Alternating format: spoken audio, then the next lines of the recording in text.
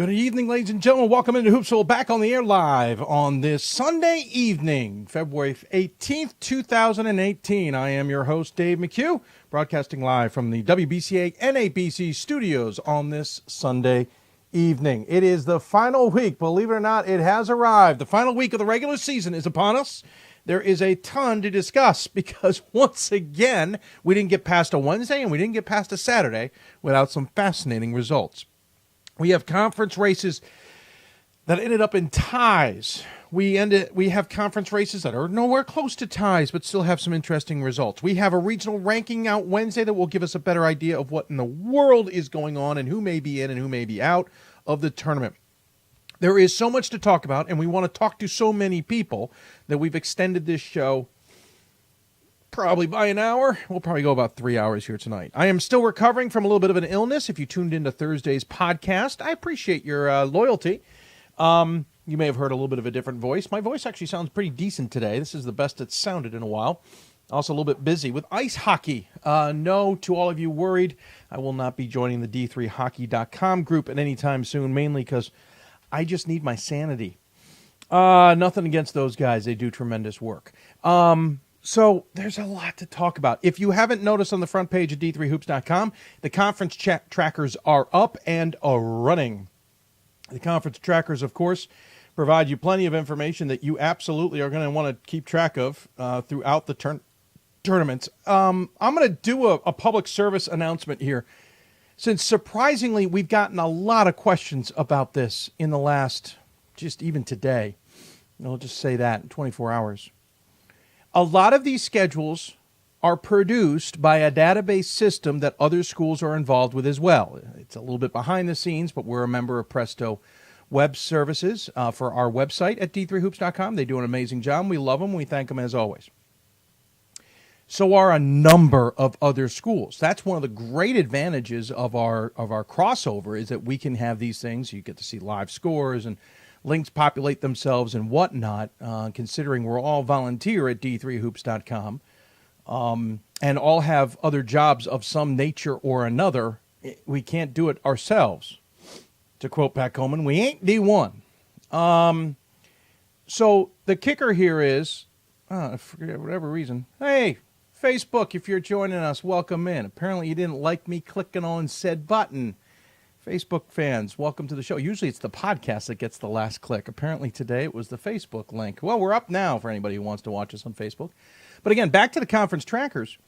This information is populated by the schools who have the ability to, whether they're a Presto school or they log into our system and update the schedule for us. As a result, a lot of schools will put in their next game and the next following games in a conference tournament. And all of a sudden someone's like, oh, come on, you can't have Mary Washington already there. They haven't played Frostburg yet. Yeah, we know. Go with it, okay? It's just part of the system. It's not indicating they've won, and we haven't done anything about it. I'm actually surprised. We don't normally get this many complaints. This year we're getting a lot of complaints. So, public service announcement. Use the tracker to understand the games that are coming up. When a team loses that has those other games ahead of them, they'll disappear.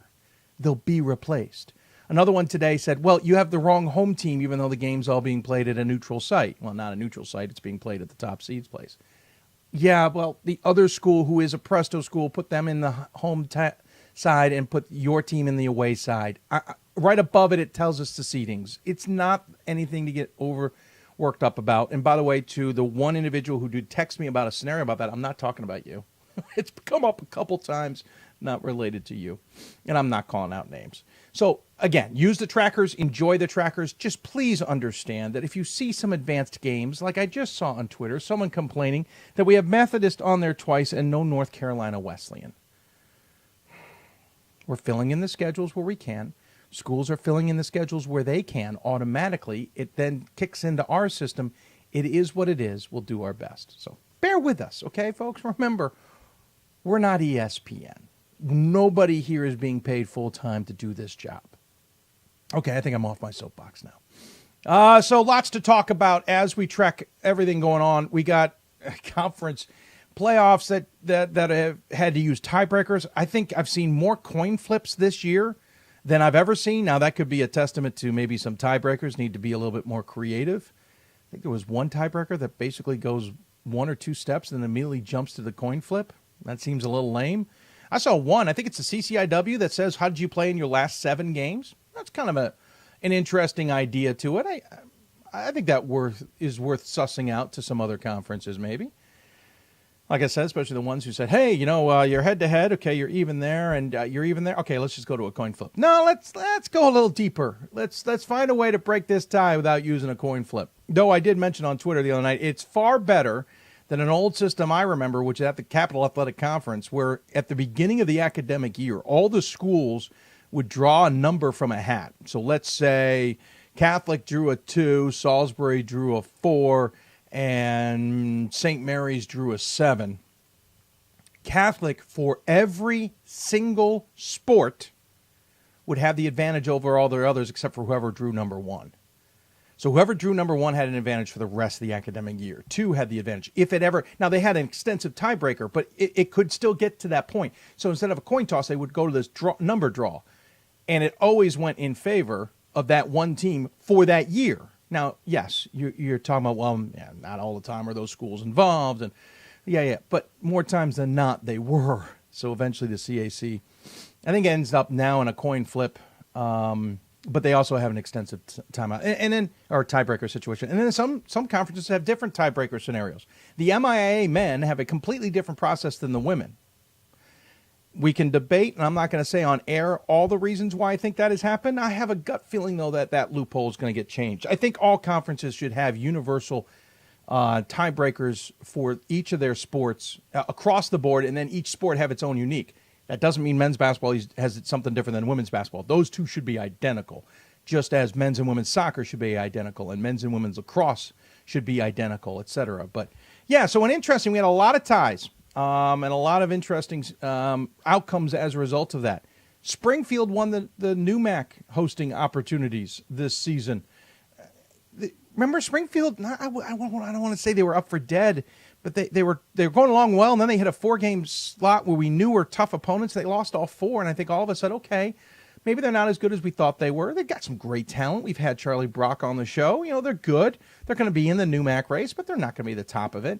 One injury to MIT, Jamard, takes the Engineers off the rails, and Springfield, not Babson, not anybody else, not WPI, Springfield comes rolling through to take the top of that conference.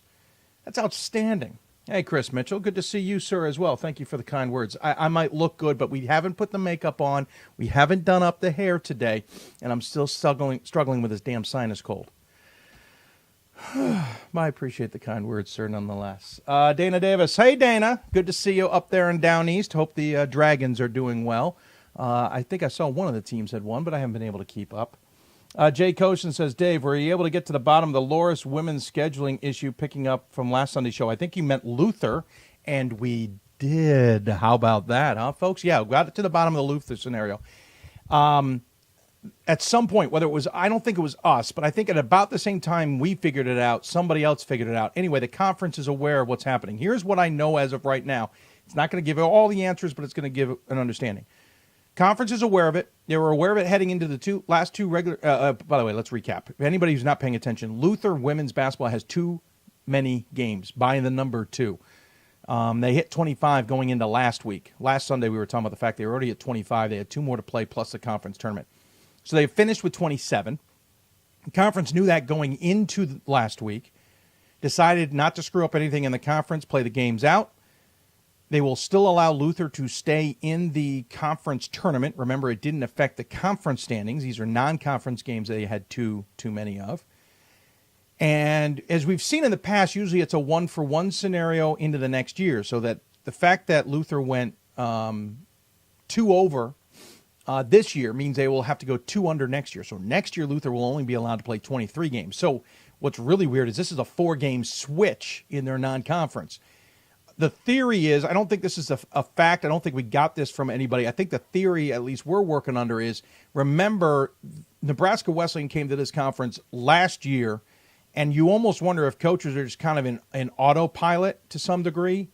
And, oh, yeah, we got to get 10 non-conference. Oh, yeah, I got to get 10 non-conference. Oh, yeah, I got to get 10 non-conference.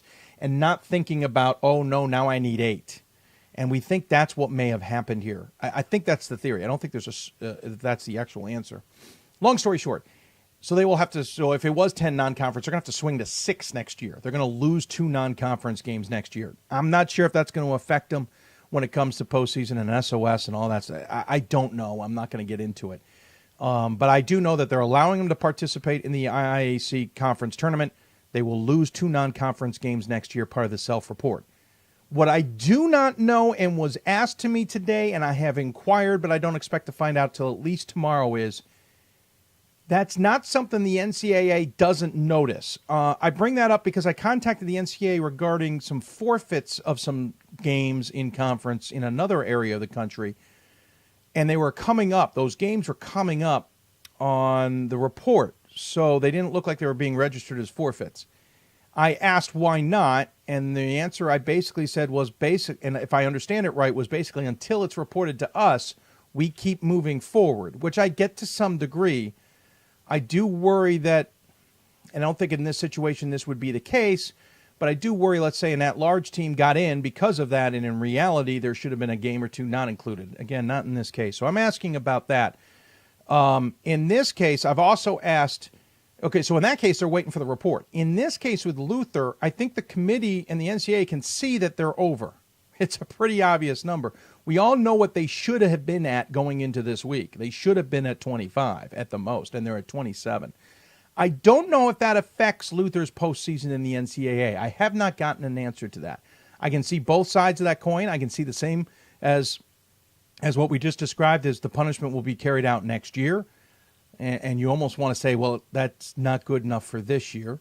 You also wonder how, if Luther was in the conversation, and I don't think Luther will be in the conversation for net large, but if they were, how do you remedy the extra 2 games in results versus regionally ranked opponents, in SOS data, in win-loss percentage, and all that?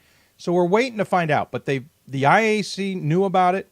They decided to let them finish the season so it wouldn't screw up standings and let them play in the IAC tournament. They will lose 2 games next year. Outside of whether they're allowed to play in the postseason this year, I do not know at this point. Did I just see an angry emoticon go across the Facebook screen? Seriously, people? Come on. Alan Karen, hello, Dave. Hello, Alan. Justin Sweeney, it's the most wonderful time of the year. It is, sir. It is. And I'm glad I'm starting to feel a little better from this sinus cold. Checking over on the YouTube side of things to see what's going on, see if anybody's got any convos there. Daryl says, hey, Dave, you sound better today. I hope you're getting better. It's conference playoff time. You're right. Voice does sound better. I'm on some different medication. We were a little worried last week, or during the week, it was the flu. Turns out it's a sinus cold, which I haven't had in a while. Anybody who knows this show well knows I get a few sinus colds. I haven't had one this year, but I am feeling better, so thank you for the kind words.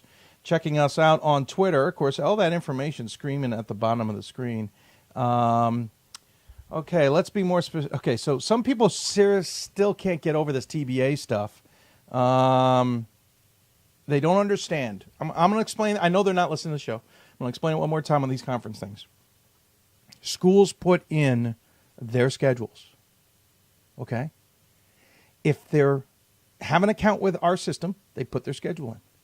If they're a school in the same web universe as us, the company, they put their schedule in. It populates for our side of things.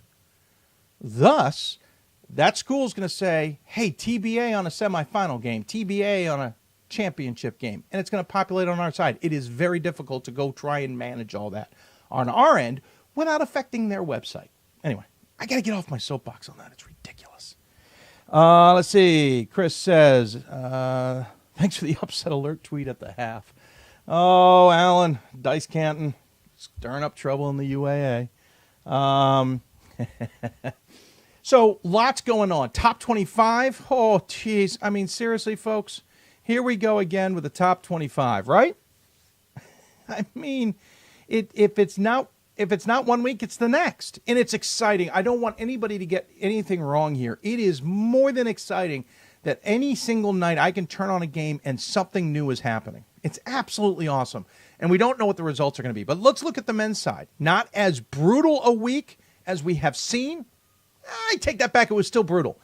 Wittenberg, we knew, lost. They barely got past Worcester in overtime. Otherwise, they were about to end the regular season with a 3-game slide. And I think they would have lost the home court advantage, but they kept it. York took its 4th loss on a game I've been talking about since January, or for about 4 weeks at least, if not longer. They were going to be at Christopher Newport, and I said that'd be a different game. They needed to win there to be secure. They lost 81-71. The Capital Athletic Conference on the men's side now goes through CNU. So York gave up the opportunity to be at home on the men's side of things, which is huge. Mind-blowingly huge. Yes, there were other losses that led to that this game wouldn't have meant anything. But I told you this game would have a dictation of how York would do in the postseason. Middlebury lost to Wesleyan. Interestingly, how crazy the NCAC. The NCAC has, a 5-way tie for first place. They go into the conference tournament with some crazy seeding. Amherst is number 1, for example. You'd expect some upsets, right? It went chalk on the opening night. Top seeds 1 through 4 all won. Say what? Middlebury's out now. Okay, Middlebury's out. Could they do the Wesleyan? Remember Wesleyan a couple years ago who lost in the first round and then got in the NCAA tournament, went 2 weeks without playing basketball? Middlebury's in that boat now at 19-6 after losing to Wesleyan on Saturday. Oshkosh lost again to Stevens Point, as we mentioned on, I think I mentioned on Thursday's show, but they at least got past Stout. But Oshkosh is in trouble. We mentioned Worcester, Ludden, and Wittenberg. It's their 5th loss of the season, but ends a huge winning streak at the same time. John Carroll lost to Capital 85-80 in a game I didn't expect. Stevens Point lost to Eau Claire. Maybe that's a loss I would have expected per the Stevens Point team I saw heading into the WIAC, but the Stevens Point team I saw at the end of the WIAC, that's not the result I expected. Lycoming lost 2. I almost feel like we got to stop voting for Lyco. They lost to Lebanon Valley on Wednesday, 82-79, and then lost to Albright in overtime, 87-80. Albright, I believe, swept Lyco. Hobart lost to Union. That's a tough loss for Hobart there. And F&M lost to Swarthmore, no surprise there, by 2. In the receiving votes category, we mentioned St. Olaf had lost earlier in the week. Whitewater got swept this week. Whitewater 16-9, out of the conversation, done and dusted. New Jersey City lost twice this week. Stockton and William Patterson, they're 19-7. I'm not sure what is going on at New Jersey City. I think maybe they'll still make the NCAA tournament. I think their SOS numbers for a change are in pretty solid shape. I just don't think they're going to host anymore. Sul Ross State lost to Mary Harn Baylor and then beat Concordia. So rough week for Sul Ross State because I think they needed both those wins. Emory and Henry, we mentioned, was on that 5-game losing streak. They at least ended it with a win over Eastern Mennonite. The other losses, Maryville lost again. It just stinks for me because I think they're a damn good team, but going to have to take them off my top 25. Randolph-Macon lost to WNL. Talk about the young coaches that got jobs this season have done amazing jobs. Kevin Hopkins at Muhlenberg, Josh Leffler at Johns Hopkins, and now McHugh at WNL. Outstanding work with those schools in their first year. And then River Falls losing the Platteville. Platteville is in control now of the WIAC, and it's pretty impressive. On the women's side, a little bit of losses. Whitman lost to Willamette, which was a little bit surprising, to be blunt. I didn't see that one coming. I know Willamette's better, but I didn't see them beating Whitman. CNU lost to York. Again, one of those scratch-your-head ones on CNU. Losing to York. York's good, but CNU is supposed to be so much better. Oshkosh lost during the week to Stevens Point. We mentioned that. While Northern got past Marietta in double overtime, and they needed to hold on to first place in the OAC. St. Benedict lost to St. Thomas. No surprise there. Really tight score. That's a really good sign for St. Benedict, to be sure. Wisconsin Lutheran lost to Benedictine. Chapman lost to CMS. Gustavus lost to St. Benedict. Lynchburg lost 2 this week to Randolph-Macon and Emory and Henry. And we're going to have the Emory and Henry coach coming on. And Marietta, as we mentioned, lost as well. So an interesting week. Top 25. Reminder, 2 more top 25s before the NCAA tournament this week included. Trying to see if we got any other questions. Does River Falls need to win in the WIAC to get in the NCAA with Whitewater slipping? Yes. I would say the only 2 teams that I think in the WIAC on the men's side that are getting into the NCAA tournament for sure, and not even for sure, but comfortably, Platteville's done. Platteville's good. They're in. Stevens Point, they got a really strong SOS. I got to look at their numbers better, but they may be in. River Falls needs to win or get in. I don't think they can get in otherwise. That's off the top of my head. I could be wrong. Chris Mitchell says, looking at the Greenville jersey in the background, maybe a WashU versus Greenville matchup in the first round. What do you think, D-Mac? I hope not. I've seen that matchup too many times. It'd be fun. Both teams score a ton of points, but I've seen that matchup. Can we get a different matchup? I'd like to see a different matchup. Let's see here. Landmark Conference preseason coaches poll shows you just how wacky the regular season is. Scranton got 7 of the coaches' first place votes, and they're not even in the tournament. Drew picked up 6th. If you see someone on the bridge between PA and New Jersey, tell Ronk not to jump. Ronk's fine. I saw him on Saturday. Yeah, he may not be thrilled, but he's fine, Jay. Yeah, I mean, the Landmark Conference, I talked to it on the Scranton broadcast at halftime of the men's game. It topsy-turvy. Much more competitive than we've seen in the past, but no dominating teams. Moravian and Drew and Juniata certainly impressed a lot. I think Drew was going to be in that race anyway. But, Catholic almost gave Scranton the postseason and then finally bailed themselves out with a beautiful three-pointer with a couple seconds left in the game. Yeah, Landmark's wide open. There's only one team getting in. That's pretty much done and dusted. Ira says, I can't hear you because I'm at a hibachi steakhouse, McHugh, but I'm bummed we probably lost our shot at hosting. Yeah, New Jersey City lost its shot at hosting. I put together an awesome bid. You're going to make money, and I was going to pay for you to play-by-play announcer. Sir, I would have loved it, but I don't see it happening. See it. Also, no steak for you. No steak for me. All right, we got to take a break because we got to get to our guests. Let me give you the list of guests that we have coming up tonight. In a few minutes, we're going to talk to Nichols men's basketball coach Tom Glynn. He'll join us to talk about the Bison in the Northeast race. Emory Henry women's basketball coach Amy Crutchfield will join us. We'll talk about the ODAC race and much, much more. Then we'll head up to New York, talk Nazareth men's basketball, and the Empire 8 made a mistake. I don't usually go back-to-back weeks with the same conference. Well, I did back-to-back shows. Anyway, we're going to talk to Nazareth men's basketball nonetheless. Wisconsin Superior women's basketball's interim coach Zach Otto-Fischer will join us to talk about the UMAC, the dominance there, but also the Yellow Jackets. And then we'll go and talk to Rose-Hulman's women's basketball coach, John Provo, about the Engineers and their dominance of the HCAC.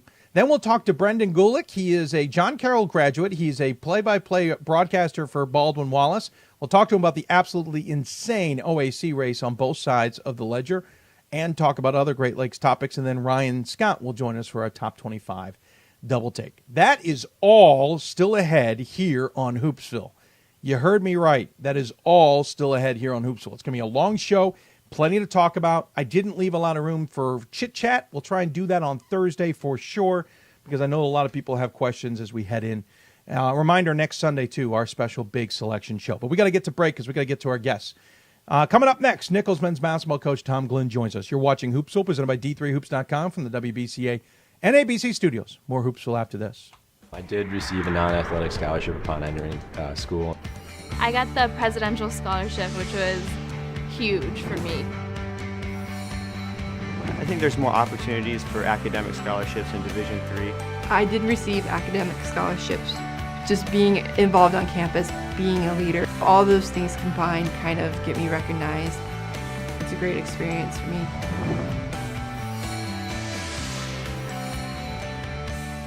My name is Marcus Walker. I was All-State, won a state championship, a high school All-American, and played college and pro ball. I played because I love the game. I grind to be the best. I sweat because I put in work. I'm strong because I believe. When I want to bring it before game time, I come to the house that college basketball built, the CBE. No matter your skill, take it to another level. Elevate your game right here at the College Basketball Experience at Sprint Center. It's on us to stop sexual assault. In any way that we can. To get a friend home safe. To never blame the victim. It's on us. To stand up. To make our community safe for all. It's on us. It's on us to look out for each other at parties. It's on us. To be more than just a bystander. To step up and say something. It's on us, all of us. To stop sexual assault. Learn how and take the pledge at itsonus.org.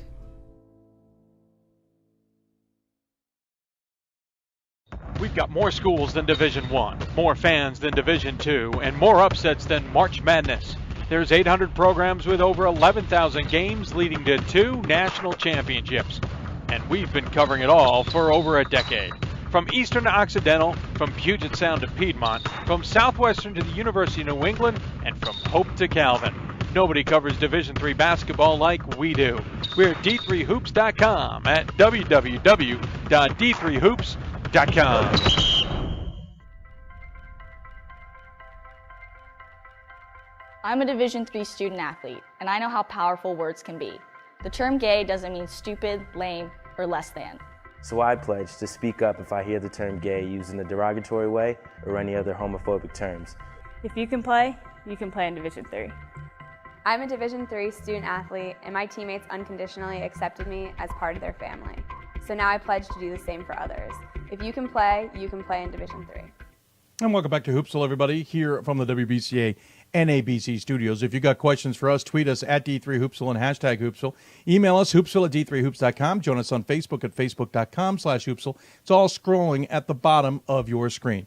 All right, so one of the teams we've been wanting to talk to for a while here, but it's all about timing sometimes. You don't want to talk to them too soon, as it were. Well, one of those teams is certainly and absolutely is Nichols men's basketball. They've been kind of the darlings for this show for a little bit of time here because they've been playing so well and they've got such great talent.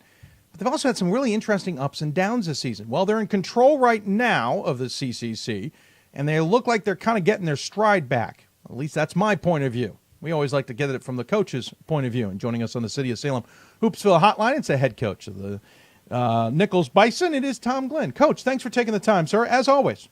Thanks, Dave. Thanks for having me again. I appreciate it. Well, first and foremost, let's talk about the simple fact that you guys have once again completed the regular season, and we have the conference tournament ahead at 22-3, which is an improvement, amazingly enough, on every season prior to this, on this incredible run that you guys have had. On top of the conference at 16-2, and won that one going away by 3. How's the season played out from your point of view versus how we may have seen it? Sure.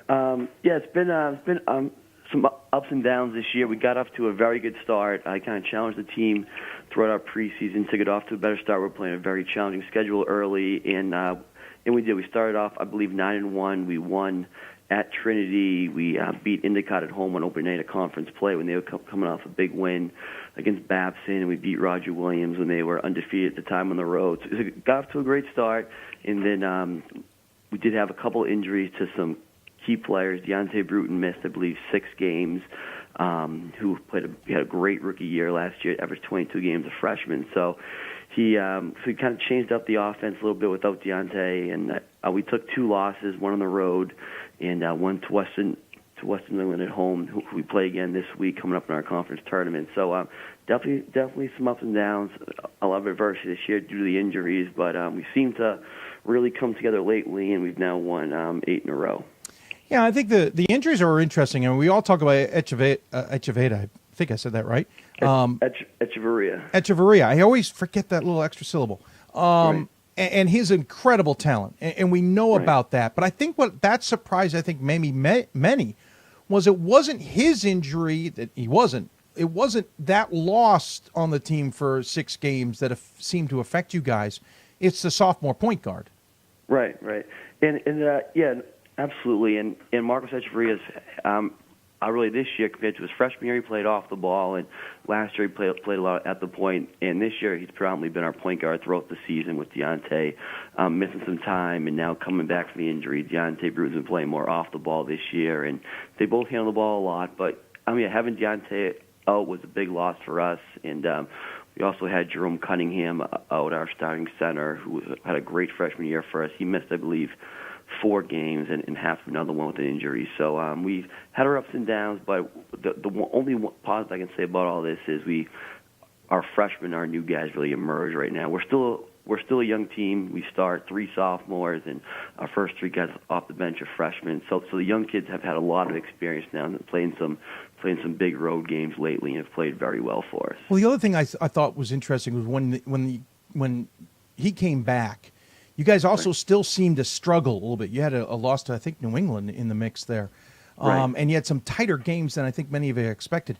Was that a little bit of the team had started to get used to playing without him? Then he comes back, and you've almost had to remake the wheel a second time around?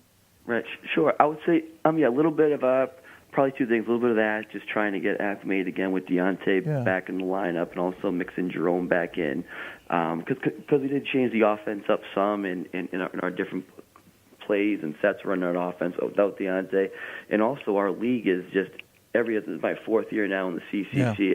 Every year the league just keeps getting better. I believe this year we had our best overall non-conference wins losses as a league as a whole. But the league just keeps getting better. This Endicott's obviously been to the NCAA tournament 3 years in a row, and Gordon's very good, and Roger Williams has a great program, and West New England has knocked us off 2 out of the last 3 years during the regular season. So there's some really good coaches in our league and teams that are just getting better and better every year, which is probably the big part of us taking 2 losses in league this year. Well, it's certainly nice to see the Triple C playing a lot better. I'll freely admit that is fun to see. Right. On the flip side of that, though, you also play kind of this Russian roulette. Some of the bigger conference play with, especially yours with SOS numbers and the like, and you're in and out of conversations of whether you can host or who you're going to play in the NCAA tournament. Is any of that even worth a conversation with you guys, or do you already know from last year's experience what you need to get done, and this is about going and winning the AQ? Right. Yeah, we met with the team.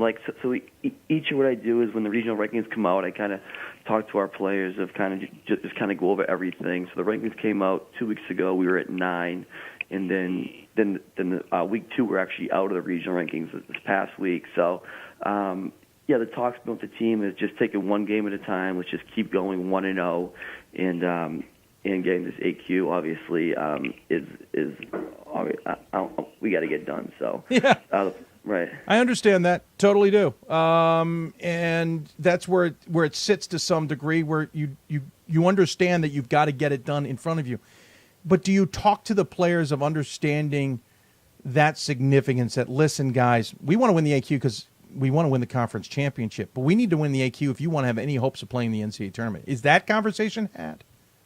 We haven't quite had that conversation yet. I think I was going to probably see more on where we are this week in the regional rankings. I know it's kind of been crazy in our region with Amherst going on that run. And just a year ago, Endicott in our league got the at-large, and they weren't in the rankings the first week, and they came in 11, then 10. So I was going to kind of see where we are this year.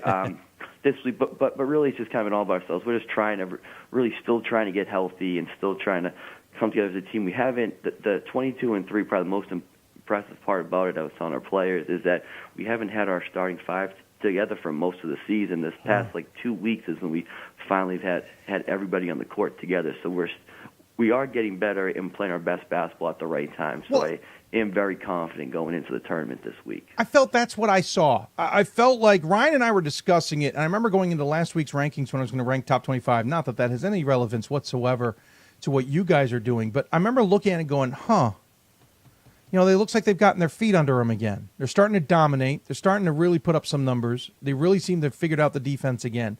It feels on the outside in as well that you guys have really started to catch your stride, and this feels like it's well-timed. Right. Yeah, no, it's really kind of worked out this way nicely. We've had our three sophomores who start, all start in 2 NCAA tournament games, so it's nice to have all them back on the court healthy. And really this year, Marcos Echeverria has had his best season now as a junior. His leadership, he just transitioning over to point guard. He's played great.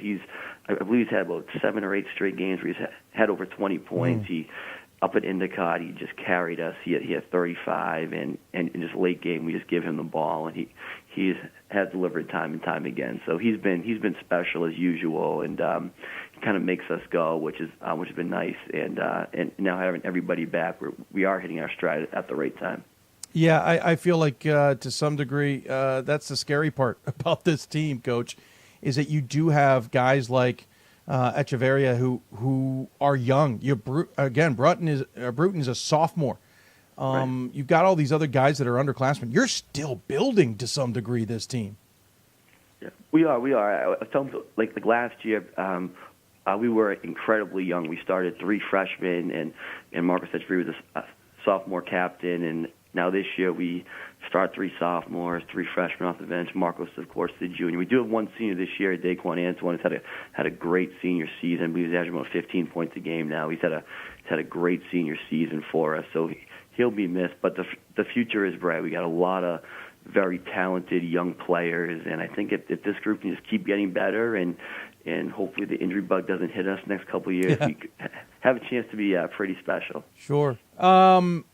Quick question about last year. You get in the NCAA tournament, have an incredible first-round game. I think we all remember the impressiveness, as it were, of getting past a Newman squad that had impressed many, many people. Of course, Endicott also had a pretty impressive first-round game. You guys were playing at the same site. They got past Salisbury in that one, and I think everyone knew that the mistake had happened and you guys were going to face off against each other.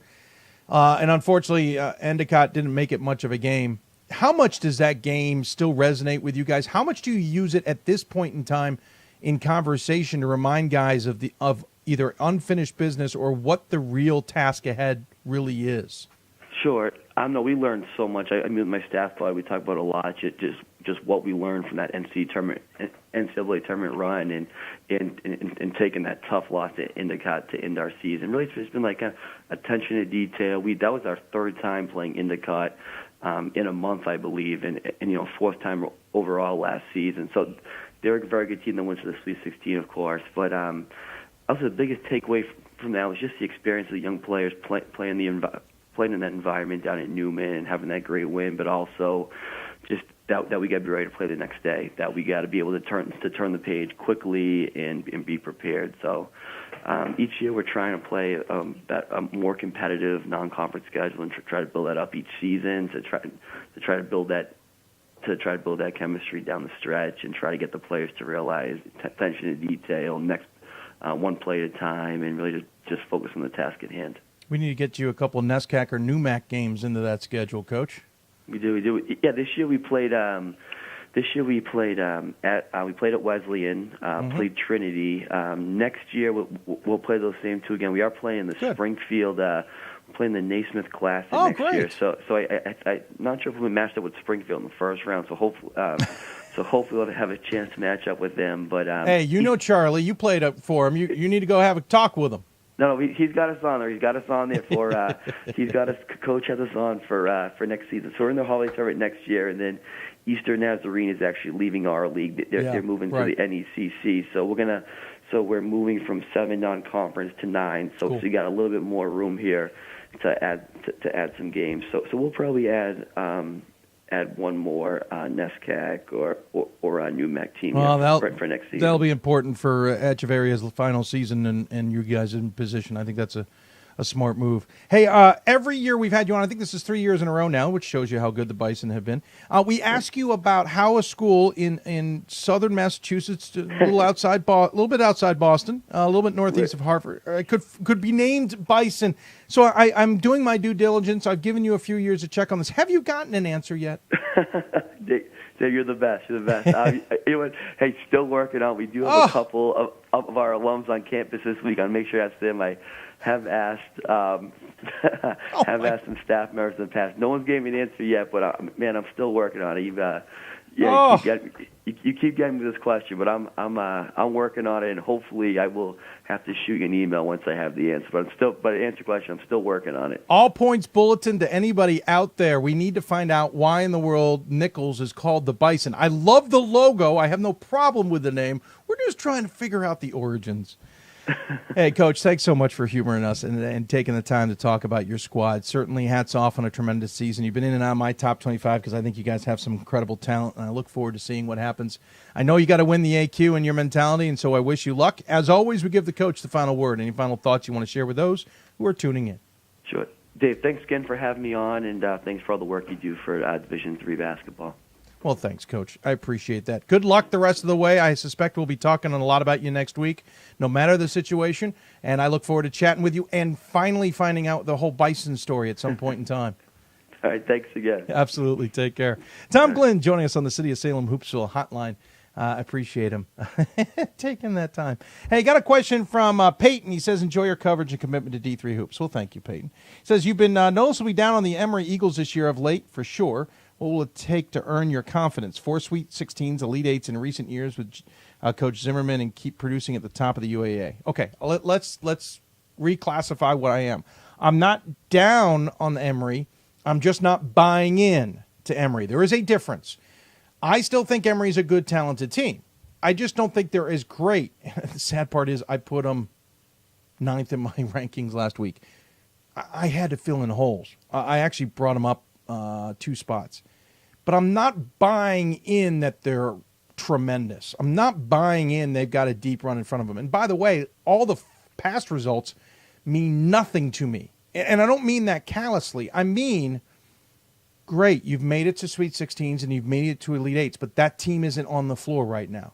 The only people on the floor, not even on the floor, the only people involved with that are the coaching staff. And I have said that I think Coach Zimmerman is a tremendous coach and he's getting a lot out of this team. I just don't see, when you're losing to WashU in back-to-back weekends and it's not close, and I know WashU's having a tremendous season, don't get me wrong, I'm not blown away. You're having tight games elsewhere that concern me. You lost to Hampden-Sydney earlier this season. Did you check Hampden-Sydney's season? It's not great. And I can say that because I've seen worse. So I'm not buying in Emory. I think they're good. They may get a first-round win, maybe even a second. I don't know. I got to see the bracket. But I'm not buying in that they're some incredible team this year. They're good. Yes, they're competitive. They're in the top half of the UAA. I'm giving all of that. I think the same as Chicago. I think Case Western has proven that. Case Western Reserve has proven that this year. But I'm not buying in that they're somehow much better than everything else. Because I bought in earlier and I didn't like what I bought. All right, going to take another break. When we come back, we'll head down to that neck of the woods. Emory and Henry women's basketball coach Crutchfield will join us to talk about her squad, the win of the ODAC regular season, and the insane and always fun ODAC tournament ahead. A little bit different this year, by the way. You're watching Hoopsville, presented by D3Hoops.com from the WBCA NABC Studios. More Hoopsville right after this. College basketball lives in Kansas City at the College Basketball Experience at Sprint Center. The College Basketball Experience is the place to get your game on. It's not a museum, it's an experience you won't forget. Discover the history of the game in the National Collegiate Basketball Hall of Fame, featuring the Gallery of Honor, Mentor Circle, and Honor Theater. Suit up in the latest CBE logoed Nike gear at the CBE Hoop Shop. Elevate your game today and visit the house that college basketball built. For the love of the game. But for those of us who are Division III student athletes, it's more than that. A lot more. Sure, the game is important, but as we work so hard to build both mind and body, it's more about team. That is why NCAA Division III teamed up with Special Olympics, and in giving the gift of sport to those for whom it seemed an impossible dream, we are working to make this a better world. Help us keep that dream alive. You can make a difference. This is why we love sports. It's in the way they play, free from the pressures and all the money talk. Playing for simply the love of the game, where everyone has a shot at their definition of success on and off the field. This is what we love about sports, and what we can still love about college sports.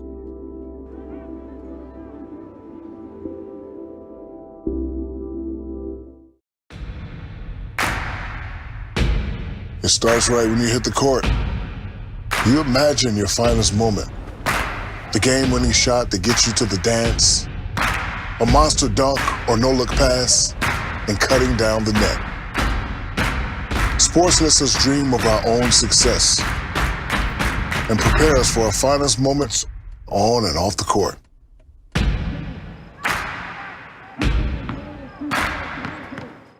We've got more schools than Division I, more fans than Division II, and more upsets than March Madness. There's 800 programs with over 11,000 games leading to 2 national championships. And we've been covering it all for over a decade.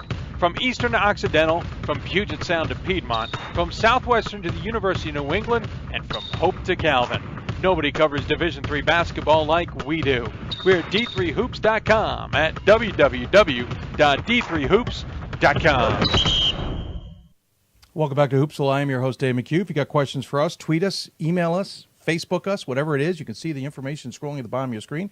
We're on YouTube and we're on Facebook simulcast. Dice Canton says, Dave, can't think that Emory men will be in the Final Four. That's all. No, I don't think that Emory men will be in the Final Four. But then again, to be honest with you, who knows who's going to be in the Final Four? There's only 2 teams that I can lean towards, and I'm not even sure with the bracket if they're going to get there. Whitman, who I say may lose, and Wash U. Who knows who they're going to run into? I think it's a wide open run to Salem this year. Absolutely wide open. Similar to last year, but better. By the way, I've been voting for Workman in the Dark Horse Dunker contest, but the odds don't look good for Workman winning his first round match versus a D2 opponent. Yeah, we'll talk about that a little bit later, Dice Canton. Garner, I see you have a CUNYAC question. If the Lehman men lose the tourney final on Friday, will they be an at-large selection? 2, will they be on the tourney bubble? Well, if they're that's the same question. I'll get back to that in a bit. I will Taft, wait for the segment. At the end of the segment, I'll give you an idea of where I think they may sit on that. We're going to jump into women's basketball here, and if you haven't been watching the ODAC women's race, every year it has gotten better and better. Lynchburg last season had a great year. Randolph-Macon had a great year. They're both 12-4 in conference, 20-5 for Lynchburg, 19-5 for Randolph-Macon. But, oh, by the way, Emory and Henry is 20-5 and won the regular season at 13-3. I don't remember where they were picked, but it certainly caught my attention. Not a bad season considering the ODAC is getting more competitive on the women's side. And joining us on the City of Salem Hoopsville hotline is the head coach of said Wasps. It is Amy Crutchfield. Coach, thanks for taking the time and congratulations. Thank you. I really appreciate the opportunity to talk with you today. Well, I appreciate you taking the time, as I said earlier. And, Coach, this is a program that is on a heck of a winning streak right here. You've won 9 straight since losing to Lynchburg back in mid-January. You kind of got your losses in a bunch, and I think a lot of people just kind of stopped paying attention, for lack of a better description. Now you're in control of the conference to some degree. You don't play any of these games at home. You're going to go to the Civic Center. But you are the top seed, and it comes some perks. You've got to be pretty thrilled with how this team finished the season. Well, I couldn't be more excited about the way that our team finished the season. I think that we were it took us a little while early on to kind of find our way, and then we had to battle through some injuries there midway through the season. But I really feel like the last month especially, we played our best basketball, and hopefully we are peaking here at the right time. Well, it's certainly you want to peak at the right time, though the tournament ahead is a beast. There's nothing less to say about it than the ODAC tournament. You're going to play on Thursday in the quarterfinals, and then the semifinals will be for Saturday with a championship on Sunday. And if anyone's curious, men will go Friday, Saturday, Sunday. They alternate that Thursday, Friday every year. This is not for the faint of heart, Coach. You guys really have to kind of pace yourselves to some degree if, A, you want any kind of energy on Sunday, and, B, if you don't want to kind of blow out your legs before the NCAA tournament even starts. You know, I think the ODAC tournament is one of those events where it's really up for grabs for anybody. If you look back over the last several years, obviously there's always some perks to being that number 1 seed, but on many occasions the number 1 seed has been upset in the quarterfinal game. The ODAC, I think, is as tight as it's ever been this year. Yeah. And so you certainly can't take anyone for granted at any round of this tournament. So, you know, we have to look at each game as we come to it. We know that quarterfinal game will be a challenge. Like I say, there hasn't been an easy game on our schedule this year. So, you know, we're not really thinking about pacing ourselves or looking ahead to Saturday or Sunday. Right now our focus is just on that Thursday quarterfinal matchup with either Shenandoah or Eastern Mennonite. Hey, you played Texas Dallas this season. I think that was down at Emory, if memory serves. Right. And, you know, they're having a pretty solid season this season. You played Mary Washington, who's not having as great a season, but they're always a tough squad. They 13-12 right now and still in the mix in the CAC. Of course, the conference, as you said, it's gotten more interesting. It's funny because I remember having a conversation with somebody of late, and they're like, oh, yeah, the ODAC, usually that's a one-bid league. I said, you know, that's changing. Lynchburg, Randolph-Macon, yourselves, and whatnot. It's almost turning into what the men have been until maybe more recently, where it's much deeper and much more competitive at top. Well, I think if you look at the rankings in the East region, you know, traditionally over the last several seasons, we've had 2 or 3 teams out of the ODAC in those rankings. UT Dallas is having an incredible year. We really struggled with them early in the season. Polly Thompson just does an amazing job there. And, But I think the ODAC, like I say, as a whole, has become a much deeper conference just over the last 4 or 5 seasons, and the last couple of years we've been able to sneak that extra at-large bid in, and I think that's a reflection of the strength of our conference now. When you look at the preseason poll, and we take it for what it is, we know some of this is a little bit old school. What does it really mean? You guys were picked to finish third, Eastern Mennonite first, Lynchburg second, Randolph-Macon to be fourth. Do you take any solace in the fact that you guys were able to go on and win despite what that prediction was, or does that really mean absolutely nothing? Well, like I say, I think, preseason polls are always based on the opinions of all the coaches, and it's based on how you finished up last year, I think, a lot of the time, and factors in some of the returners that you have. But we don't pay a lot of attention to where we are in the preseason poll. I think what matters to us is where we are at this time of year, and we go into the gym every day and just work hard, and hopefully we can continue to move up those ranks. And we're excited about the position that we're in. When you get a win over Lynchburg, who has been the powerhouse in our conference the last couple of years, that's always a good day. And Abby Pizek-Smith has just really set the bar high for the rest of us in the ODAC there with the job she's done at Lynchburg. And so to be able to get that win over them, I think really shows that we're a pretty competitive team right now. We had the win over Randolph-Macon, who is having an incredible year with one of the best coaches in college basketball, Carol Hayes. So we feel like we're pretty competitive, and like I say, we don't take any of our ODAC opponents for granted at any time. You're also going up against Kelly Williams at Randolph-Macon. I feel like she's going to help transform the ODAC to some degree, because all of you are going to have to recruit players that can guard her for 2 more years. Absolutely. Kelly's had an incredible year, and like I say, Coach LaHaye's done a great job of recruiting players that really balance her team with Kelly Williams, and she is, I think, probably one of the premier post players in Division III right now, and her statistics certainly reflect that. But it will definitely make all of us look at recruiting in a little different light. Yeah, I almost feel like it's the Guilford equation when they had the two Ben Strong and how I blanked on the other guy. I should shoot myself. But on the men's side, it changed a little bit of how the ODAC on the men's side traded things. You're led by a junior in Taylor Blevins at 12 points a game and nearly 6 rebounds. Sydney McKinney, a sophomore, 10.5 points a game. Also about 5.5, 6 rebounds a game, plus 2 assists a game. And then Tessa Johnson and Peyton Williams, a junior and a sophomore, and then another sophomore in Kara Stratford. If no one's caught the theme I've been driving home here, Coach, you have no seniors on this squad. You've won the ODAC tournament. You, along with Lynchburg, along with Randolph-Macon, are just continuing to build on this. Well, I think that's the exciting thing for us, and is the fact that we don't have any seniors. And, our players really complement each other really well. If you look at the minutes our kids play, there's no one player that's playing 35, 36 minutes a game. They're all playing, 20, 21 minutes a game, some of them as much as 26. But I think the depth that we have has really been a key to our success this year. And, we have a very balanced scoring attack, which I think sometimes makes preparing for us a little more difficult. We certainly don't have that big, powerful post player like a Kelly Williams or Caroline Nauman, but, we're able to provide some depth off the bench. Our bench has done a tremendous job this year, and I think, we can play 10 or 11 deep and really not take a big step back. So I think that's been a key to our success. You played 12 deep in half your games. Josie Sawyer playing in 14. And so in all but that, you're playing 11 deep in every game. Yeah, you're certainly deep and willing to play players. And they're getting significant minutes, we should point out, as well. What's the mentality heading into this week? How do you prepare for this gauntlet of a schedule?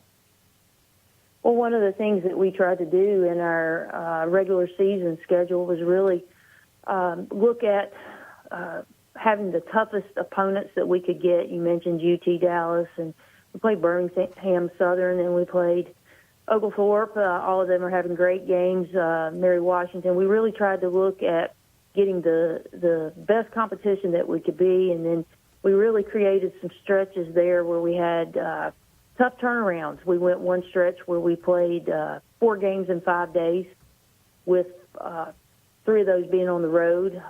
Just trying to create the atmosphere of what tournament time would be like, trying to put those back-to-back-to-back games together with each one being against a tougher opponent. I think it just simulates what you have to do to be successful during tournament time, and hopefully that experience is going to pay off for us. Oh, it's certainly fascinating. What does it mean for you, though, as an alum of this school, to be able to lead this program so quickly to the top of the ODAC standings and to be in the mix of what is becoming a much more competitive and interesting conference? Well, I couldn't be more excited to be back here at Emory and Henry, but the success of the program I have to really attribute to our players. We came in and you brought back really kind of a culture of old that from the teams of the past, what we felt like was important. My assistant coach, Jacqueline Dickens, is an alum as well and has had head coaching experience and been a success there as well. And we really went back to our grassroots that Coach Joy Scruggs really put in place back in the 80s and 90s, and that was about service, serving your teammates, serving your community, and really just being first-class student athletes and first-class people. We've been able to recruit those types of players, and they are selfless. They really care about the team. They put the team before themselves, and I think that's really what Emory and Henry is about. It's really in line with what the school itself is about, and our players have just bought wholeheartedly into that. And if anything, I couldn't be prouder of just what our young women have been able to accomplish. I mean, they're great students. They're just great people off the court. And I just couldn't be more excited for all the success they're enjoying in addition to basketball. And I think that's really just spilled over to the court for us. Well, congratulations. It's great to be talking about both WASP squads. I know the men went through a little bit of a rough stretch here, but got the win on Saturday. But it was nice to have them on earlier in the show. David Wilson's doing a nice job with the program. Nice to be chatting with you. I know both programs will be headed to Salem, which I know has probably got the campus buzzing, no pun intended. That one just literally slipped out. I did not mean that. But thanks for taking the time to talk. It's great to chat with you. It's been too long. I appreciate you taking the time. But as always, we give the coach the final word. Any final thoughts you'd like to share with those who may be tuning in? I just could not be any prouder of what our kids have accomplished, and whatever happens to us this next weekend, I really feel like our team has been a success, and I just really am blessed to be here at Emory and Henry and to get to do the things that I love. Well, congratulations, Coach. Take care. Enjoy the trip to the Roanoke Valley, and we appreciate you taking the time, and we'll talk sometime in the near future. Sounds great. Thank you very much. Absolutely. Ann Crutchfield joining us on the City of Salem Hoopsville Hotline. That's where they're headed, City of Salem, for the ODAC tournament. You might remember we took Hoopsville on the road there a couple of years ago. That was fun. Can't do it every year, but maybe we're going to have to do that to substitute for our normal Salem trip for the Final Four in men's basketball. We'll see what happens. Couple questions, but thanks to Ann, by the way, for coming on. Tremendous there. A couple questions. I got a question from Dave who asked the NCAA tournament first rounds for the East. When do we find out information about that? A reminder that we will all find that out when the brackets are released a week from tomorrow. A week from tomorrow. Hope you enjoy the set. We're going to spend next week dressing it up just a little bit more. Gotten promised that some gear is headed. I'll say this now. If any of you out there, coaches, fans, whoever, have got stuff or have thought about stuff to send for our studio and want to see it maybe on the NCAA selection show, hint, hint, send it to me now. I got to get it by the end of the week, or it ain't making that wall, and thus it won't be on the selection show. I will once again be the analyst for the NCAA men's and women's basketball selection shows. So please, if you want to send me something, send it ASAP. So we'll find that all out coming up on Monday. And then the question comes from our friend Dice. He says, we find out hostings when it comes bracket, It's a matter of selection announcements get pre-recorded or on-demand release for a specific time, or will the selection announcements be live streamed? All right, so a little behind-the-scene knowledge. We always pre-record those. It's just a matter of what they do after that. Basically, that way, if there's any mistakes, we can fix those mistakes, and those mistakes don't happen live. This year, they went to a new process in the fall where those brackets were basically on demand and not live streamed. I don't know if I know they took some heat for that. I know that was not very well received. I don't have an answer for you as to what the plan is this year because I don't know. I haven't asked, but I'll ask. I'll see what I get for an answer. I know a lot of people didn't like the fact that they were on demand. You could fast forward and not enjoy them like a regular show. My suggestion is if they are that way, don't fast forward. Enjoy it like a regular show. All right, so Taft asked me, talking CUNYAC, Dave, if Lehman men lose the tourney final on Friday, will they be an at-large selection or will they be a tournament bubble? I'm going to quickly call up their information, but my gut tells me right off the top of my head they are probably not going to make the tournament. I don't want to definitely say that without doing one quick thing. So they're sitting in 6th. Listen, they're behind New Jersey City, behind Cabrini, behind Ramapo, New Jersey's TCNJ, and Gwynedd Mercy right now. That may change slightly. Their SOS numbers for Lehman is a 452, and they're 1-1 versus regionally ranked opponents. I'll be blunt, Taft, if you're still listening. I'll be blunt. They're not making the tournament unless they win the CUNYAC. Plain and simple. I hate to be blunt, but the 452 SOS, that's not going to get up above 500 between now and Selection Sunday, I don't believe. Lehman's not making the tournament unless they get into the tournament. Plain and simple. They got to do it themselves. They can't get in as an at-large. There's no chance. All right, going to take another break. When we come back, Nazareth men's basketball joins us. They'll talk about the Empire 8, which we somehow booked on back-to-back shows, which anybody who knows this show knows that's a no-no. But somehow we did it. Nazareth will join us to talk about their season and the Empire 8. Still ahead, Wisconsin Superior, Rose-Hulman women's basketball programs. Plus, we'll get a Great Lakes OAC and CAC update, and we'll talk top 25. You're listening to Hoopsville, presented by D3Hoops.com from the WBCA and NABC Studios. More Hoopsville after this. I'm a Division III student athlete, and I know how powerful words can be. The term gay doesn't mean stupid, lame, or less than. So I pledge to speak up if I hear the term gay used in a derogatory way or any other homophobic terms. If you can play in Division III. I'm a Division III student athlete, and my teammates unconditionally accepted me as part of their family. So now I pledge to do the same for others. If you can play in Division III. I used to never really talk, ever. I was afraid if I said something wrong, everyone would laugh at me. But then I started to play golf with Special Olympics. It helped me to find my voice. And now everyone else is speechless. We've got more schools than Division I, more fans than Division II, and more upsets than March Madness. There's 800 programs with over 11,000 games leading to 2 national championships. And we've been covering it all for over a decade. From Eastern to Occidental, from Puget Sound to Piedmont, from Southwestern to the University of New England, and from Hope to Calvin. Nobody covers Division III basketball like we do. We're at D3Hoops.com at www.D3Hoops.com. Division III allows you to give yourself to other things. Having that free time allows me to pursue the things that I want to pursue. Division III athletics affords students the opportunity to, engage in the other interests in their campus and in their lives outside of that sport. It allows you to just be able to do everything you want to do. I wouldn't change it for the world.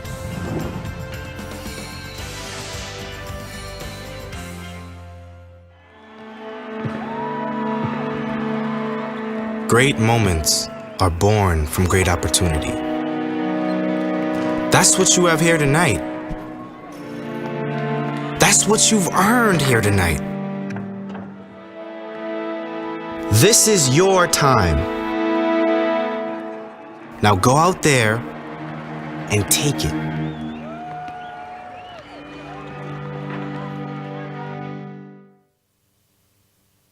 And welcome back to Hoopsville, everybody. Hope you're enjoying the show. If you've got questions for us, tweet us at D3Hoopsville and hashtag Hoopsville.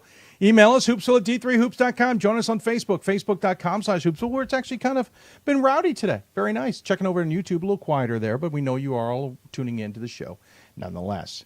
Lots to talk about. We're going to keep things moving. Going to jump back into men's basketball, move back into the Empire 8 accidentally. If you remember, tuned into Thursday's show, we talked on the women's side of the Empire 8, and if you know this show, we normally then stay away from the conference for a little bit of time to talk to other conferences. Well, I wasn't paying attention with the absolutely crazy week that I had, and I really had been intrigued by the fact that Nazareth was not going away.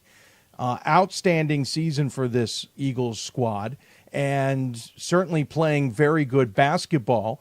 It got me intrigued enough that I had to find the right time to get them on the show.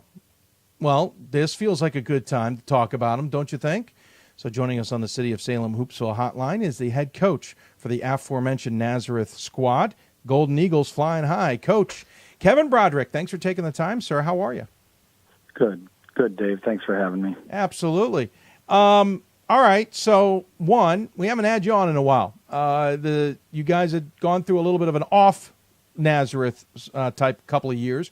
Wouldn't say horrible, but not necessarily in the conversation like you normally have been. But this year, 18-7, 13-3 in the conference, took advantage of a kind of oddly up and down season for the conference and a St. John Fisher team that obviously was kind of being retooled to take the conference by a game. You got to be pretty thrilled with how this one all turned out for you guys. Yeah, we are, and it was a very competitive conference all year, a very good conference. You mentioned Fisher, who was our fifth place team, and they beat Worcester by 33 points, and I think that speaks to the quality of our conference. And a lot of it obviously went right down to the last possession, the last day, and it was a hard fought league the whole season. So we were really happy to be able to finish the season in first. Yeah, it was fascinating. By the way, I said Eagles earlier for whatever reason. I love your logo. I keep forgetting it's Flyers. It's Flyers. That's right. The conference has been interesting because with them and the Liberty and everybody, there's been a lot of constant flow in the last couple of years of adding and subtracting of teams and trying to maintain a schedule and be competitive in an East region that some have said may be a little bit down because the talent pool maybe is getting saturated to some degree.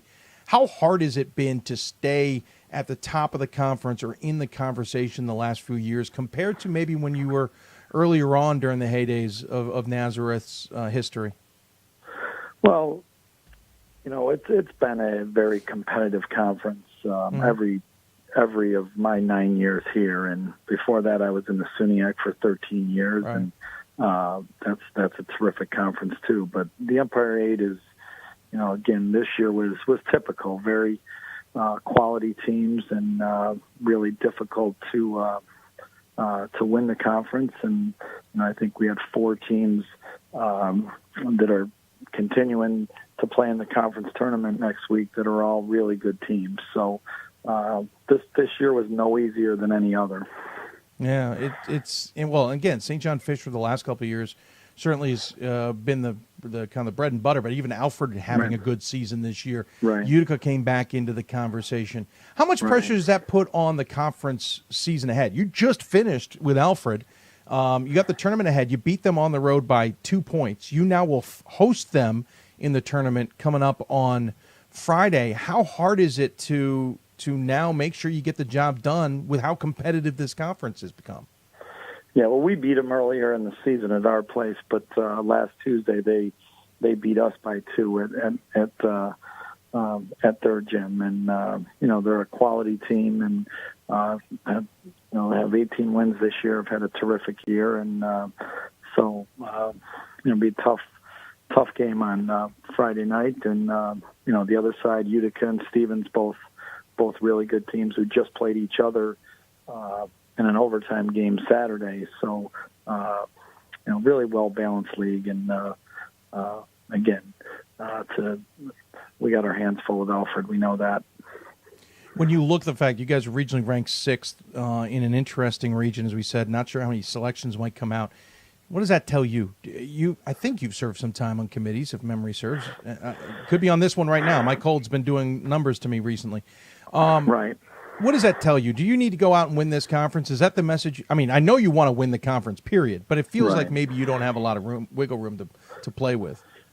Yeah, and I am a representative on the That's right. Yep. On the East region this year, and as usual, it's very the teams that are ranked are very close together. It changes week by week because the quality of so many teams means there's not as many dominant teams. So we certainly approach this weekend like if we want to play in the NCAA tournament, we have to win the Empire 8 tournament. That's plain and simple how we look at it. Makes sense to me. I think a lot of us would agree. But it's also a good mentality to have. You have a young squad for the most part. Tyler Steglin, a senior. Mitch Keniston, a senior as well. But the rest of the squad is pretty young. He's going to come back. Did Stengling, I can't say his name right. I hope I'm saying it right. Steglin? Tyler Stegline. Yeah, Stegline. Nearly 20 points a game. And then you have Bergio at nearly 9 rebounds a game and 15.5 points a game, and Cody Green at 13.5 points a game. So you've got that one senior who's leading the way, but you got a really good core group to this. Is this a stepping stone type of season that you hope you can build and continue from? It is, and we don't have one player on our roster, including Tyler, that doesn't have a year of eligibility left. Tyler, who was first-team All-Conference last year, and an All-Conference player the year before.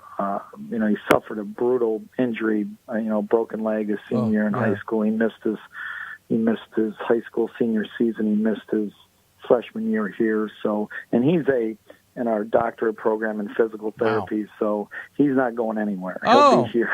He'll be with us next year. You sound thrilled.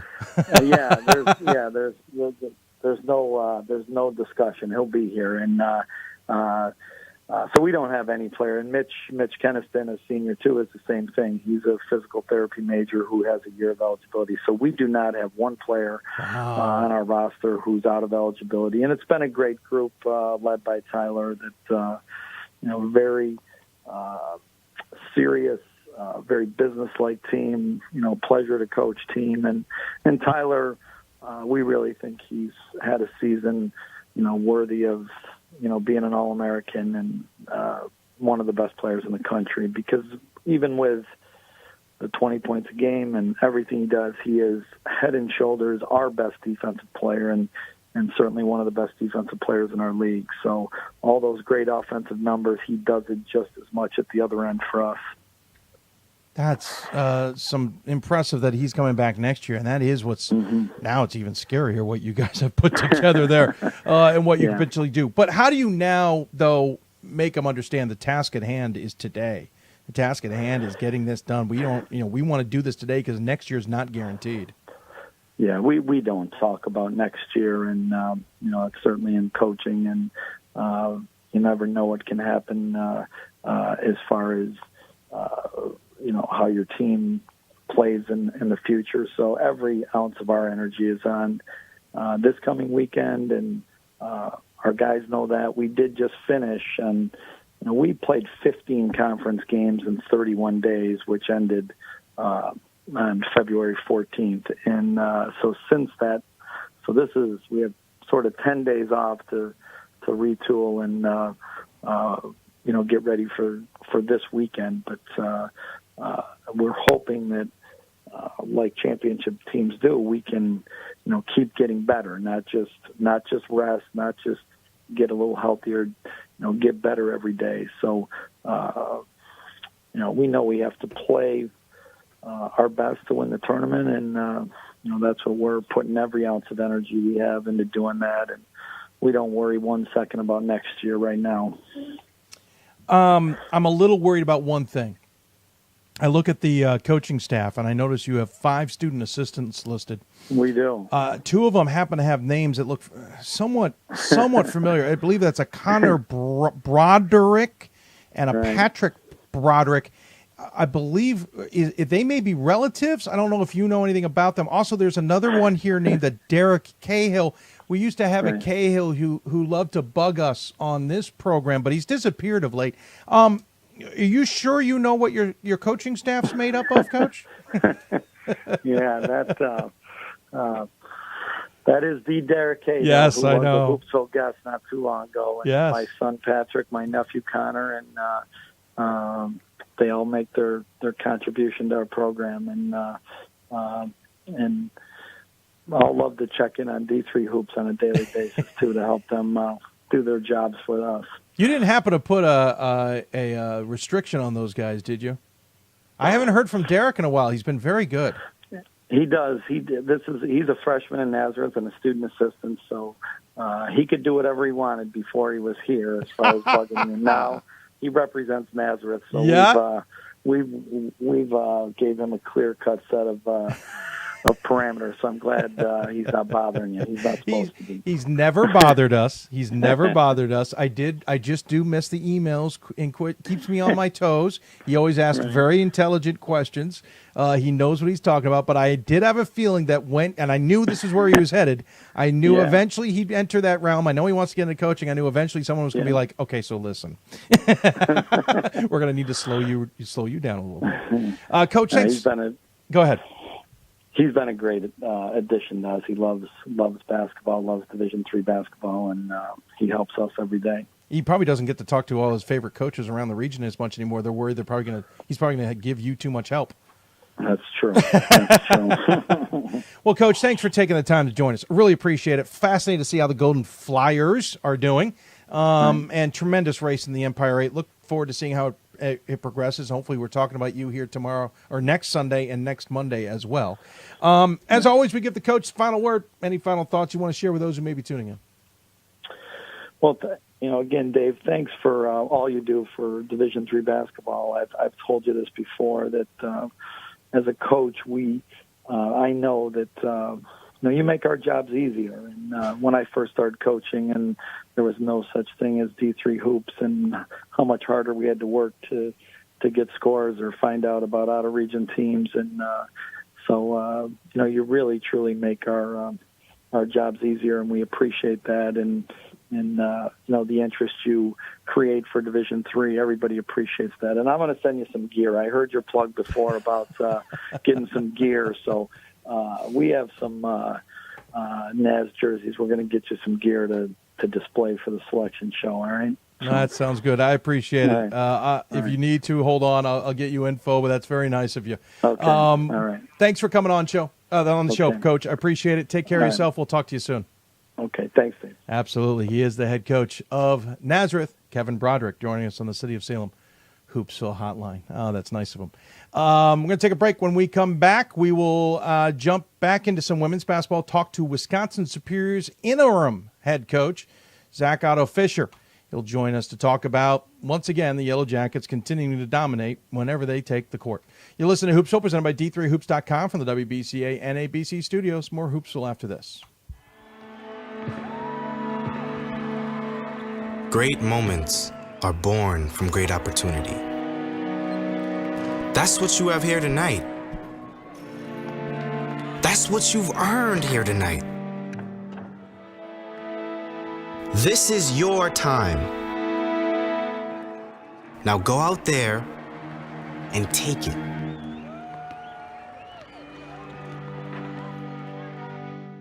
My name is Marcus Walker. I was All-State, won a state championship, a high school All-American, and played college and pro ball. I played because I love the game. I grind to be the best. I sweat because I put in work. I'm strong because I believe. When I want to bring it before game time, I come to the house that college basketball built, the CBE. No matter your skill, take it to another level. Elevate your game right here at the College Basketball Experience at Sprint Center. Something I discovered in myself is that if I have a goal, I can accomplish it. It's a well-rounded experience. At a Division III school, you primarily a student athlete, so the school is really shaped around you developing yourself as a complete individual. It helps a lot that you have a family with your team that can guide you.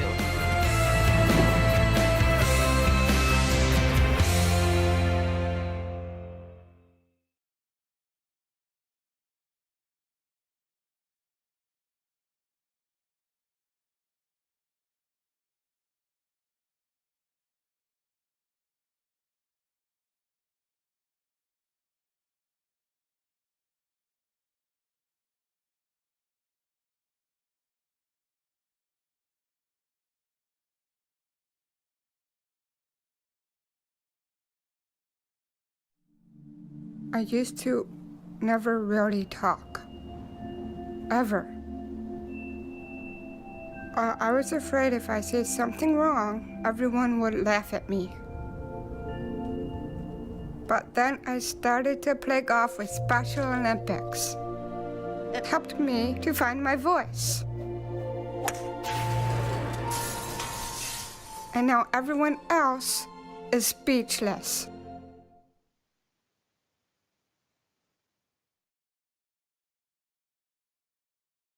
Welcome back to Hoopsville, everybody. Hope you're enjoying the show. If you got any questions for us, tweet us at D3Hoops or hashtag Hoopsville. Email us at hoopsville@d3hoops.com or join us on Facebook, facebook.com/Hoopsville. I'm hoping we didn't just lose our audio.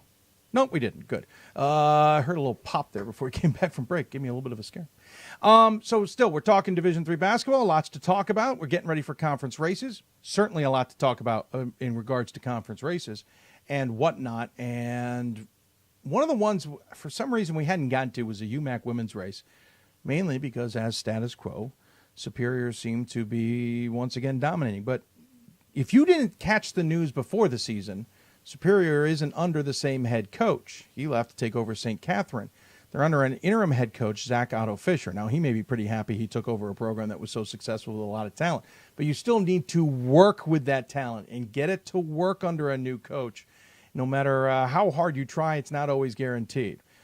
Well, as always, I wanted to find out more about it. So joining us on the City of Salem Skype Hoopsville hotline, it's the head coach interim of the Yellow Jackets. It is Zach Otto-Fischer. Coach, thanks for taking the time, sir. Thanks for having me on tonight, Dave. I appreciate it. Via Skype as well. That's always a little bonus for us. Yeah. So first and foremost, former coach says, thank you very much. I'd like to go do something different, and decides to go to St. Catherine, as we mentioned. Yep. Did that decision catch you by surprise? Did you guys know that was coming? And did you think, and by the way, I probably should mention, was Don Mulhern. Did you think that was end up being your job then as a result? No, truthfully, it kind of caught everybody on campus off guard a little bit. I mean, I know I've known Don for years, and I know he's always wanted to get closer to home. His family's from southern Minnesota. And truthfully, this happened all in about a week time period where he knew that he was going to be getting, an interview down there. He got offered the job and then talked with our AD and tried to figure out what was going to be the best situation for our girls on campus and what would be a seamless transition. And luckily, I was in the right spot at the right time. Yeah, that is a right spot at the right time. You're right. Yep. I'm trying to remember, how much time was that before the season started? I want to say it was about a month and a half. Yeah, it was. Beginning of September. School had started about a weekend. That's so, right. Yeah, I think it was exactly about 4 weeks before season started. That's right. But again, you don't seem to have missed a beat. The team still is clicking along, 21-4, 16-0 in the UMAC. Nothing against the UMAC. It's not as difficult as the WIAC, which you guys have now been out of. This is the 4th season in the UMAC. But how's the season been from your point of view? We'll talk about the specifics of losses in a bit, but how has it come from your point of view overall? Exactly what you said. It's been a challenge at times because they have been so successful under Coach Mulhern. And so, anytime you try to tweak things or make changes, not saying it was difficult, but it was just like, I make sure that they believe and trust that we're going in the right direction. This is our 3rd year in the conference. And, just last night we wrapped up going undefeated for 3 straight seasons, which is something that the girls are very proud of, but something that they also know is not the end goal for us. Well, yeah, the end goal is a lot bigger, and we'll talk about that. But you also have an interesting, challenging schedule. You took on Eau Claire earlier in the season, and they thumped you pretty good. And I have a feeling that was second game of the season. There may have been some growing pains behind that one. Then St. Benedict got you, and we now know St. Benedict's having an outstanding season. They beat you by 3. And then back-to-back losses at Wartburg. Of course, to Wartburg. No shame in that. They're still undefeated. No. And then Gustavus Adolphus, who's also having a tremendous season in the MIAC, tripped you up. Yep. So if you look at it, the 4 losses aren't that bad. You actually are, they're really good barometers to understand where you guys are as a program. They are. And, and every program wants to have those challenges. If you want to, be the best, you have to play the best. And, I know the 2 losses down at the Wartburg tournament over Christmas may, to some programs, be like, oh, those are 2 L's in the column. But for us, we came out and we were up 20-10 in the first, bit of the game, and then, still down 3 or 4 at the end of the third quarter. And for us, we need games like that. Coach Bobby does a great job down there. And to have that challenge was, just great for our program. And like I said, St. Ben's, that's a battle. It was, 2-point game the whole entire game. They'd go up, we'd go up, and, Coach, I'm mind blanking right now, down there. Coach Durbin does a great job, and he just showed me why he's been in it for 25 plus seasons and why, this is my first season down there. But all in all, it just helps our program and helps our team to be stronger, hopefully coming up next week. Yeah. I mean, there's a reason programs are what they are, right? Correct? They prove themselves in many ways, and there shouldn't be a surprise to that to some extent. No. When you look at what you now have ahead of you, you've got the conference tournament. You're as you said, the goal wasn't to finish undefeated. The goal was something more. Yeah. It doesn't sound like you need to remind the team of that fact, but how do you approach what you have ahead this week? I think it all starts from the first time that I got to meet with the team. We gave a couple days with the news of Coach Mulhern leaving, and then I met with them. And our theme all year is success is not a goal, it's a byproduct. And we talked about, all right, if we want to get to the national tournament, we want to win those games, then in order to do that, the byproduct would be going undefeated in conference, winning the conference tournament. And we take every game, one game at a time, whether it's, top of the program or the bottom. We scout, we recruit, we scout, and we do everything, every game the same. So every day we go in, we watch our film, we go on the court and we go through our practice plan, and we keep everything consistent and take it game by game. And that's hopefully going to lead into this week of, we have 2 practices and then a game. And then if we're lucky, we get 2 more practices and a game. And then after that, we get 4 practices. And that's just been the mentality all year with the girls. And they do a great job of just preparing for the next game ahead of them. When you look at regional rankings and the like, I realize some of this is probably out of your control and not what much you guys consider. I know the UMAC does what it does to your SOS. That's the disadvantage for leaving the WIAC too much to the degree. You do go into the West, but you're stuck behind Wartburg and St. Thomas and St. Benedict and George Fox and Whitman and Bethel. You're not even ranked. The job ahead of you and what you guys need to do if you want to be dancing in the tournament.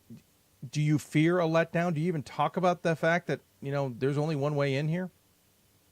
No, we don't. And I think that's the way you should handle it, is the girls, they got to go into it and just say, hey, it's another game. When it's parents' night, it's senior night, first game of the year, last game of the year, it doesn't matter. You have to go in the mentality and know that you've got to put out your best effort that night. We don't look at it that way because we kind of have another mentality of refuse to lose. And we have such a strong senior group with Amelia and Justine and Brittany and Jade and Haley that they'll do everything they need to do to put us in that situation to get the win.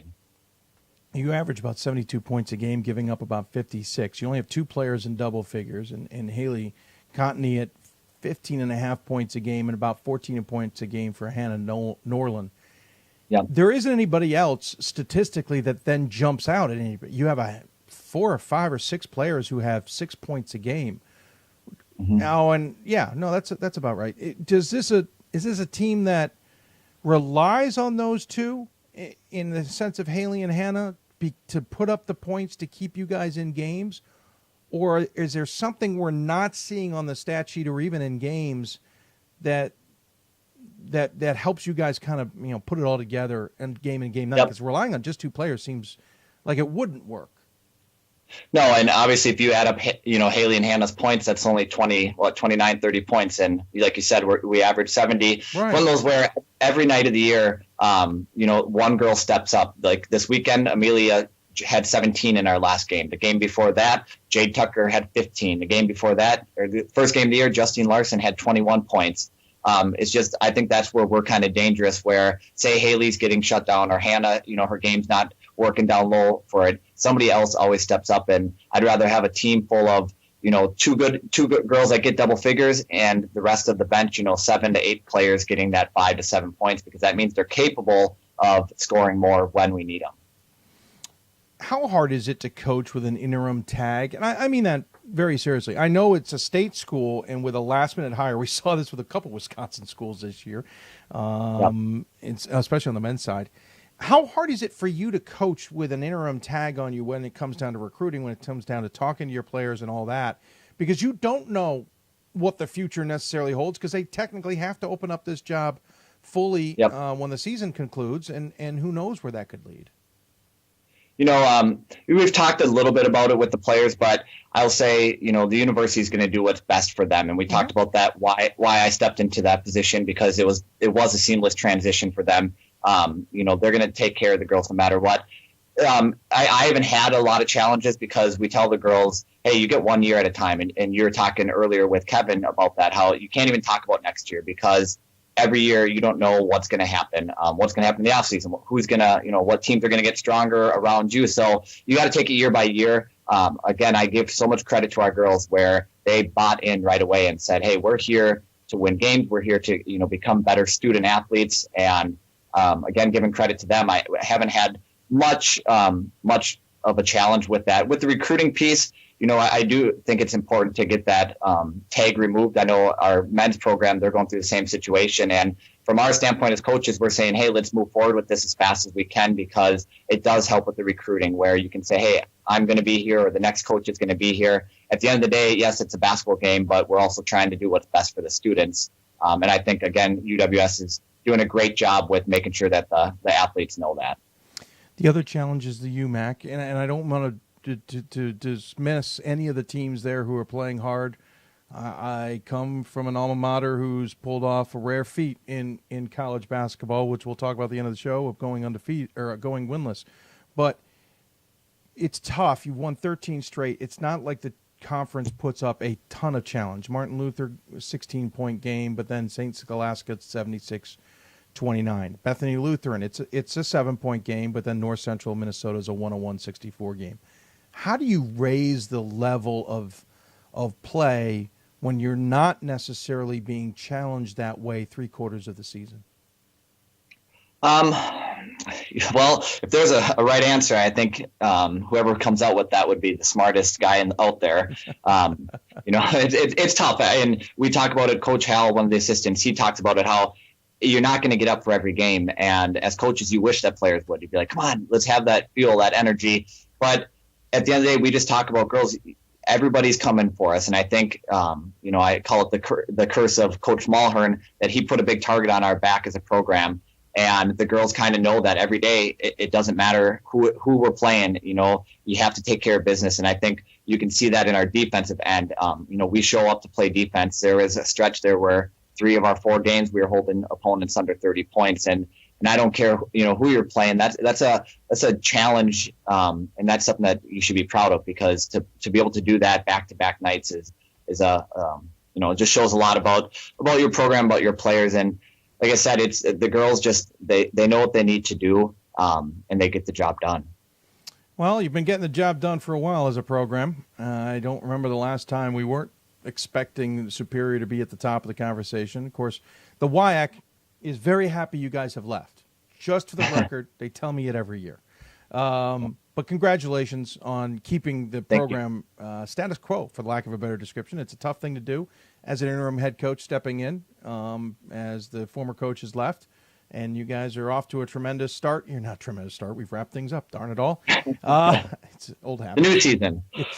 It just feels like a start still to me. Obviously, conference schedule ahead, and we appreciate you taking the time, and the focus, I know, now turns towards that in the NCAA. So hopefully we'll be still talking about you in the tournament a week from now. As always, we give the coach the final word. Even if it's an interim coach, don't worry. We always give the coach the final word. Any final thoughts you want to share with those who may be tuning in? Just want to say I appreciate getting Superior out there and talking about the UMAC. It's a conference that's getting stronger and stronger every year. And again, I just appreciate you taking the time and talking about us. And for all the work you do, I know the people speaking earlier said it same. You make it easier for us as resources where we can just click on and go on your website. Truly appreciate all the work you guys do. Well, thank you. I know the guys appreciate that as well. Thank you for your time, because it's a lot easier to do these shows when coaches like yourself, especially in a scenario nobody knows. I asked these coach requests this week very late. Thanks for coming on, and I appreciate you taking the time, and good luck the rest of the way. Thank you, Dave. Absolutely. Zach Otto-Fischer joining us on the City of Salem Skype hotline. Appreciate him taking the time to do so. Yeah, win, get in, and then Superior is always one of those tough teams. You don't really know what to expect, and anybody who's going to have them early in the tournament better be prepared. We're going to take another break. When we come back, we'll talk women's basketball. And still ahead, we'll talk to Brendan Gulick out of the Great Lakes region, talk about the crazy OAC, NCAC race and more. And then Ryan Scott will join us about the top 25. But first, Rose-Hulman women's basketball, one of the top defenses in the country.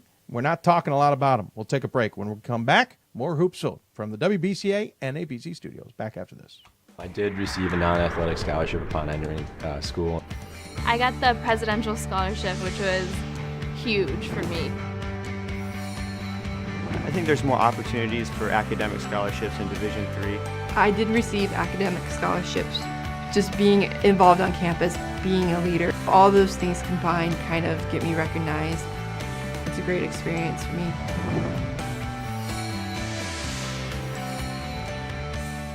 My name is Marcus Walker.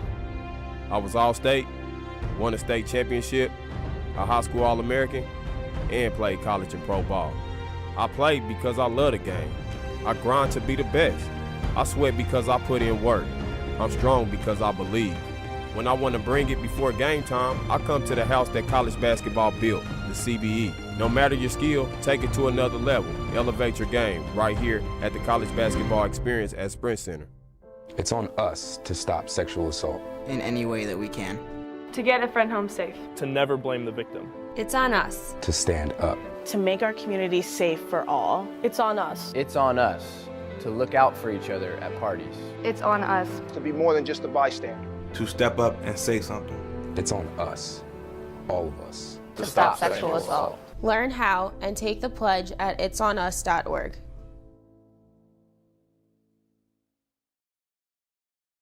We've got more schools than Division I, more fans than Division II, and more upsets than March Madness. There's 800 programs with over 11,000 games leading to 2 national championships. And we've been covering it all for over a decade. From Eastern to Occidental, from Puget Sound to Piedmont, from Southwestern to the University of New England, and from Hope to Calvin. Nobody covers Division III basketball like we do. We're at d3hoops.com at www.d3hoops.com.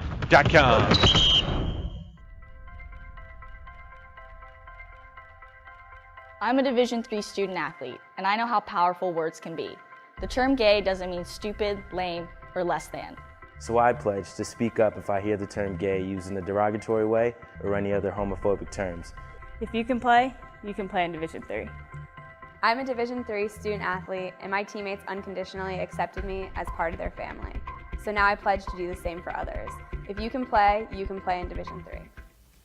Welcome back to Hoopsville, everybody. Hope you're enjoying the show. As always, you've got questions for us. Tweet us at D3Hoops or hashtag Hoopsville. Email us, hoopsville at D3Hoops.com, or join us on Facebook, Facebook.com/Hoopsville, where we have a live simulcast. That's how it's all working out, and I know we've gotten a lot of good questions. Dave has a number of them, and I see them in there, Dave. I will try and answer them the best I can. Can we look ahead to next season for a minute? Wow, that's looking into the futures. Trinity is getting one of the best players in Kate Kirsch. We can talk about it, Dave, but let me get through some of this season first, okay? Let me get through a couple of segments here, or at least this guest ahead, and then we can certainly do that. All right, so speaking of women's basketball, I haven't been watching the HCAC. You're missing another incredible defensive team in the country. We talk about Amherst and Tufts. They certainly are good defensive teams. Bowdoin has shown to be a solid defensive unit this year. But I think one that nobody really truly understands and has struggled putting the numbers together, as it were, is RIT. Apologize. RHITs, there's initials, Rose-Hulman's Institute of Technology. Really good defensive team. Once again has won the HCAC, will control that conference, and is looking in pretty good shape to still be in the topic of conversation when we gather again next Sunday. What makes the Engineers tick, as it were? Well, that's the easy question. How about we get the answers? Joining us on the City of Salem Hoopsville Hotline, it's the head coach of the number 24th ranked Engineers. It is John Provo. Coach, thanks for taking the time, sir. Thank you, Dave. Appreciate being on. Absolutely.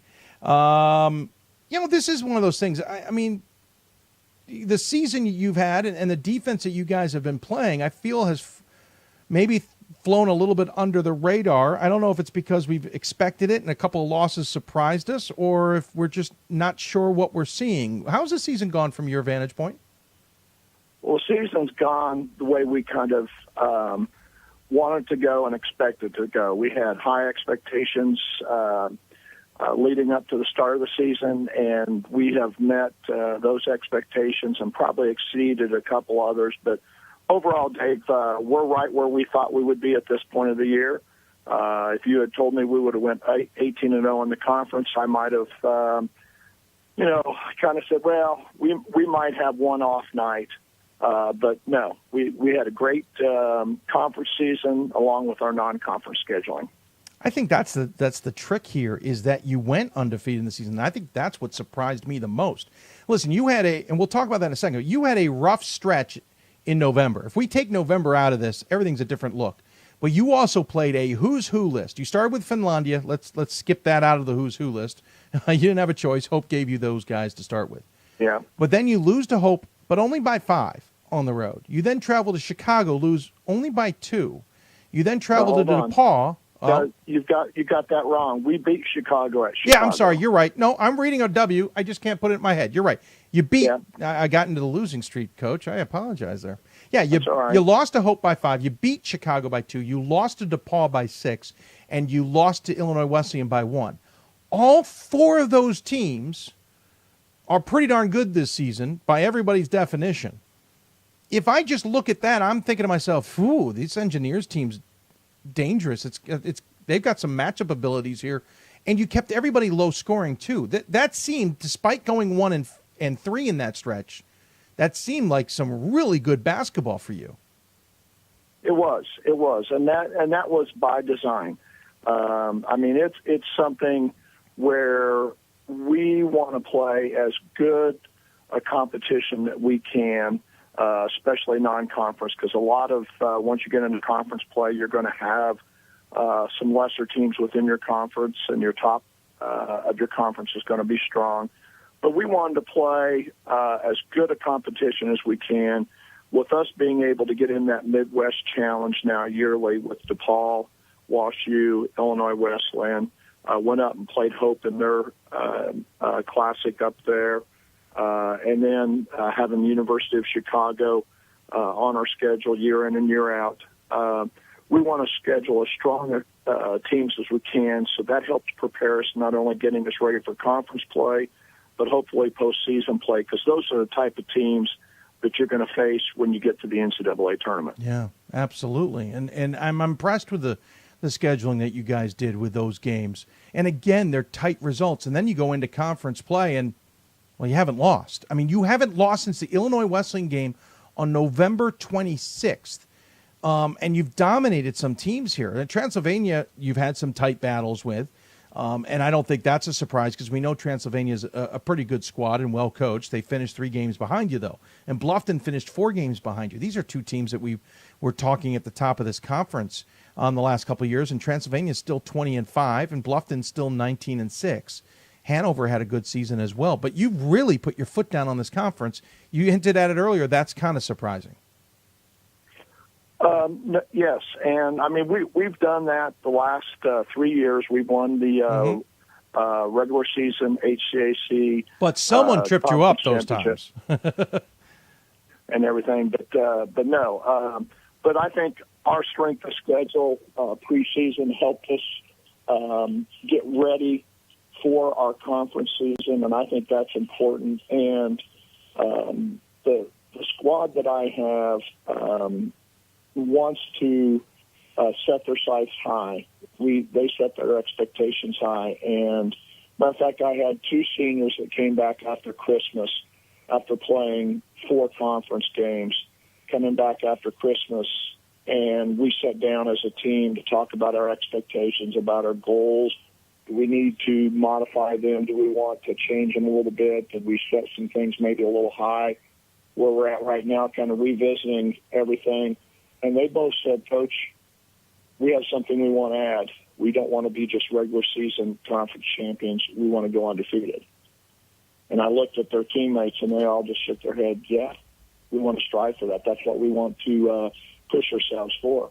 And lo and behold, we accomplished that. And so those 2 seniors had a lot of will and determination, along with the rest of the team, to accomplish that.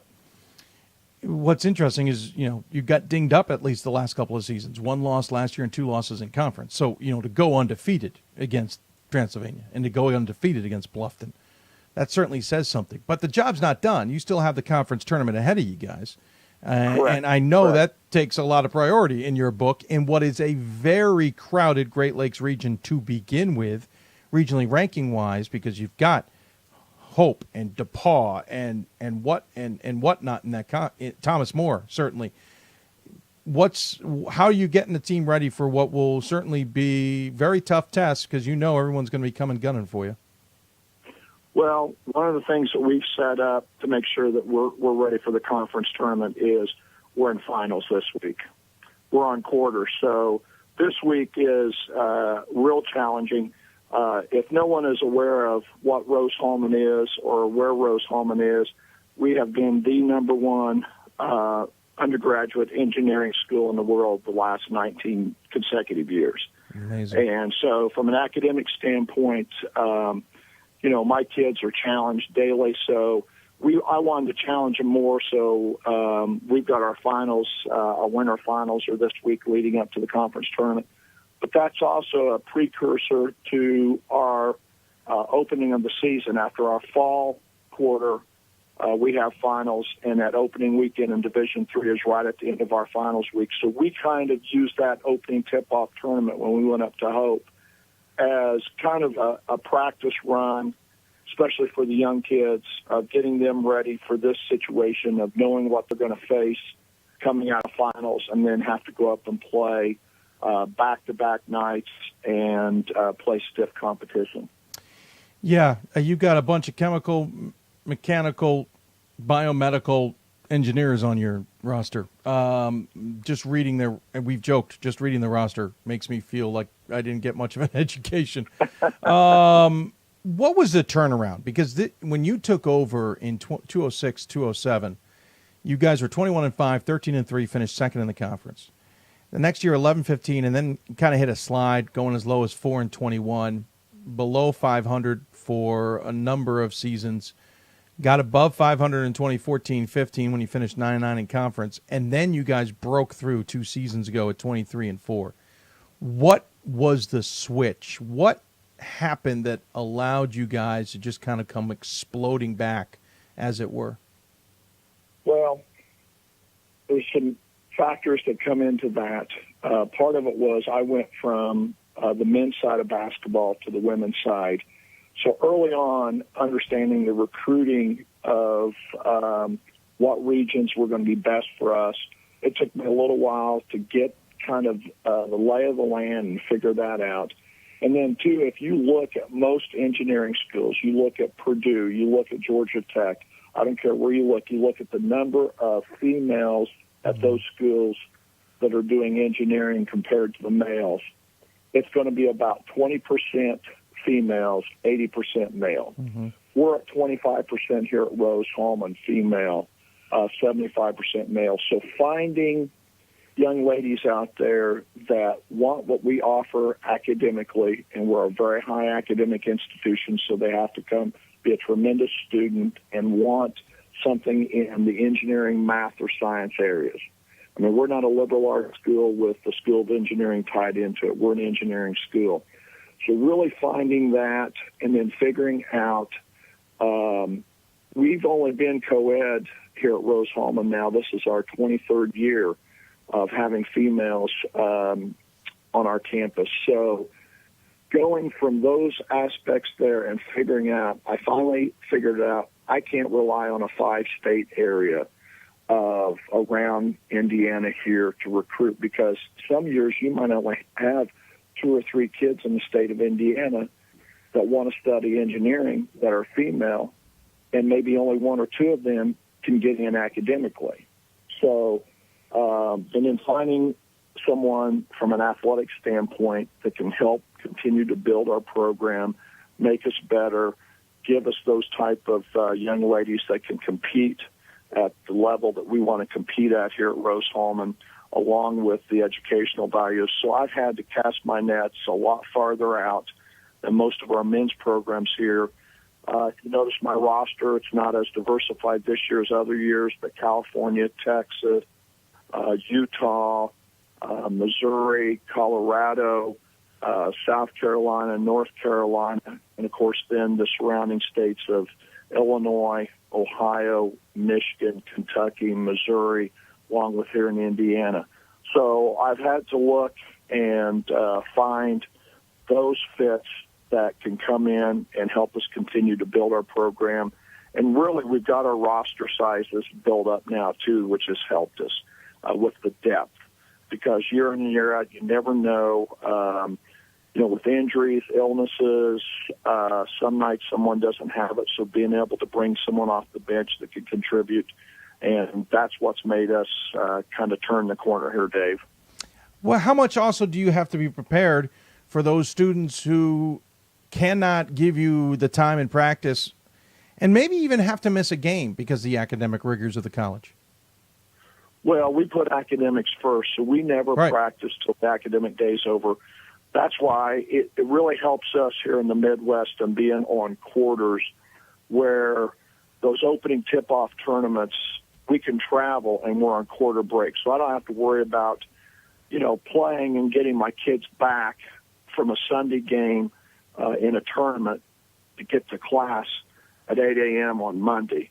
Over quarter break. So we'll jam in a lot. And then, two, we're very fortunate here in the Midwest of having a number of top quality Division III women's programs that we have an opportunity that we can get to, within a 4 or 5 hour radius of Terre Haute and vice versa, then getting to us or even less distance, and still be able to challenge ourselves by really upping our schedule and playing those top-tier Division III programs. When you look at what you've got ahead and realize, you're going to have a conference tournament where everybody's going to gun for you, and you got to get into the NCAA tournament, how much do you got to keep relying on what you're doing defensively, or do you at some point need to lean more onto the offense? No, we build our program first and foremost that we're going to night in and night out defend, because that, for whatever reason, Dave, that round orange object does not go through that round orange cylinder as often as you would want. And if you shoot 50% a night, you're shooting pretty well. Well, that means you're also missing half of your shots. So defensively, we're going to defend, and that's why I have a lot of respect for my players, because they've really bought into it. They want to defend. We want to be a really good rebounding team night in and night out. And so, those are two things we hang our cap on, that we work extremely hard on, and they strive to be as good as we can be in those two areas. And they understand that. And from an offensive standpoint, we're extremely balanced. We don't have to rely on one or two players nightly to go out and carry us offensively. It's kind of by committee. And, my top scorer on the team averages 13 points a night. My next average is 12. And then that goes down to, 10, 8, 7, 6, 5, 5, 4, 3, 7.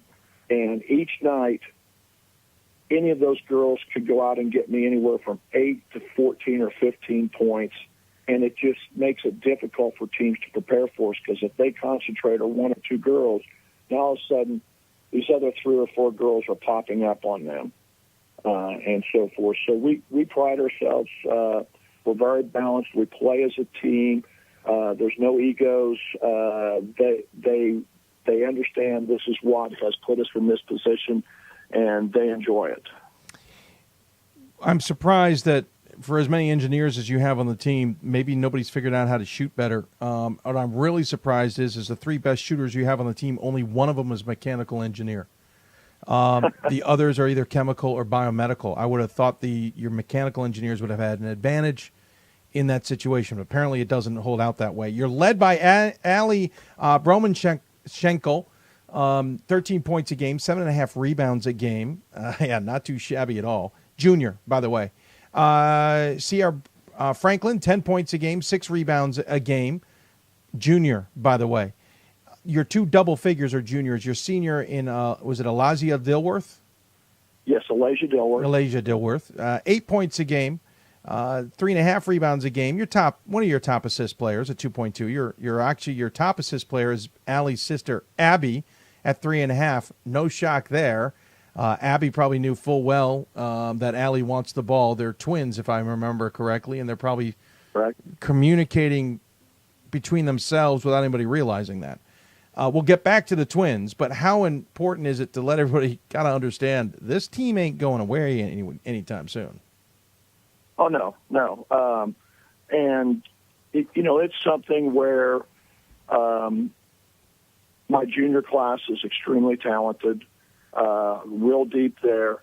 But my two seniors this year have really been kind of the heart and soul and have really stepped up with their roles going from juniors to seniors in being our leaders and really accepting and help pushing and challenging and supporting and encouraging their teammates. And without those two, and then Lindsay Fagerberg is my other senior other than Elijah. And Lindsay going into her senior year hadn't had a lot of exposure experience at the varsity level.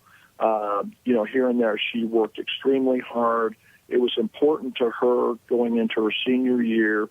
She wanted to be get more time on the floor when it mattered. And she came back, after last summer, after an internship, and had really worked hard and really, really stepped into that and has been a starter since day one of this year for me.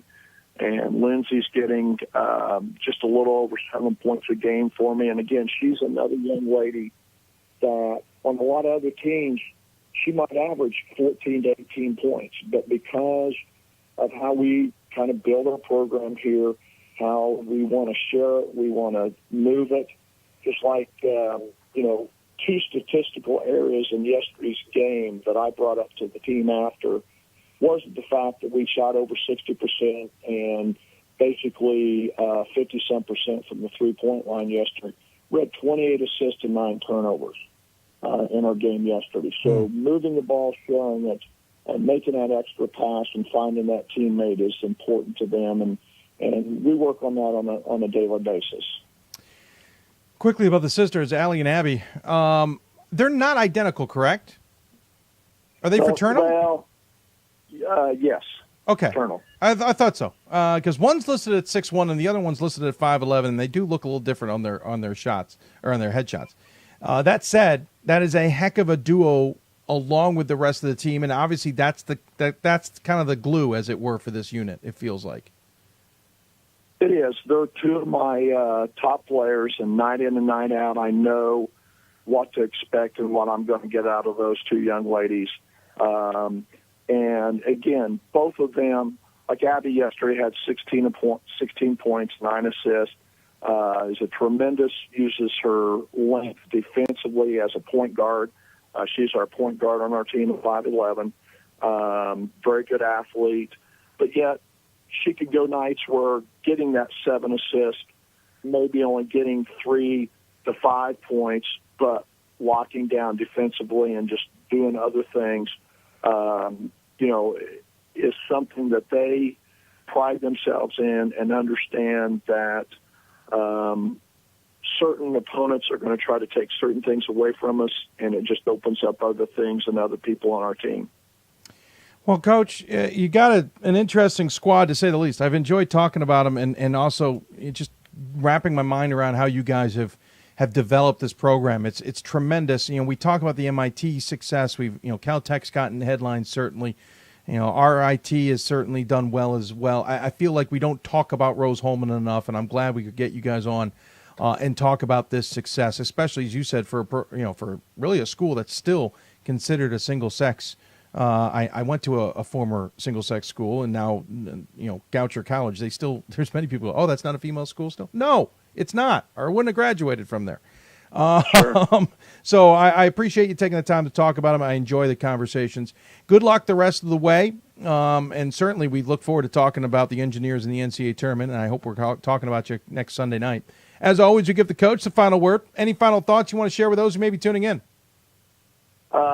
If you get a chance, come out and see us. We're a fun team to watch. Some great young ladies that bigger and better things are in front of them after their basketball careers are over with at Rose-Hulman. I know I'll be picking up and reading about their tremendous things that they're involved in with their careers and moving forward. But, Dave, we really appreciate you guys taking the time, bringing our school out to the country here. And as you mentioned earlier, the Engineers doesn't look like they're going to be going away soon, and we will not. We're getting our program going, and we're going to be one of the top Division III women's basketball programs and moving forward here. Well, congratulations. You're certainly stepping in the right direction, and hats off to your players, and we'll look forward to talking more about the Engineers down the road. All right, Dave. Thank you very much. Absolutely. John Provo joining us on the City of Salem Hoopsville hotline again. The Engineers in control of the HCAC right now. They'll control the tournament when it comes to their home, as it were. Their opponents still to be determined between Hanover or Earlham. It's going to be a tough battle, to be sure. I think they're going to get in anyway. They've got some really good numbers. And, folks, that 4-game stretch, despite the 3 losses, remember that stretch when we start talking about games in March. Remember that stretch. Remember that stretch when we're talking about this team in the future. It's similar to saying a couple of years ago when we said, remember Wartburg's stretch in December of this year? Now, in that case, Wartburg won, but my point is still the same. Remember that stretch. That can be where sometimes seasons and programs can be made or broken, and I think they have been made as a result. We're going to come back. We're going to stay in the Great Lakes region and talk about the absolutely insane OAC on both the men's and women's side and the NCAC on the men's side. Brendan Gulick will join us. He knows a little bit, a thing or two about that area. Former John Carroll graduate and calls games for Baldwin Wallace. He'll give us a regional report. And still ahead, Ryan Scott joins us for our Top 25 Double Take. You're listening to Hoopsville, presented by D3Hoops.com from the WBCA NABC Studios. More Hoopsville after this. College basketball lives in Kansas City at the College Basketball Experience at Sprint Center. The College Basketball Experience is the place to get your game on. It's not a museum, it's an experience you won't forget. Discover the history of the game in the National Collegiate Basketball Hall of Fame, featuring the Gallery of Honor, Mentor Circle, and Honor Theater. Suit up in the latest CBE logoed Nike gear at the CBE Hoop Shop. Elevate your game today and visit the house that college basketball built. For the love of the game. But for those of us who are Division III student athletes, it's more than that, a lot more. Sure, the game is important, but as we work so hard to build both mind and body, it's more about team. That is why NCAA Division III teamed up with Special Olympics, and in giving the gift of sport to those for whom it seemed an impossible dream, we are working to make this a better world. Help us keep that dream alive. You can make a difference. This is why we love sports. It's in the way they play, free from the pressures and all the money talk. Playing for simply the love of the game, where everyone has a shot at their definition of success on and off the field. This is what we love about sports, and what we can still love about college sports.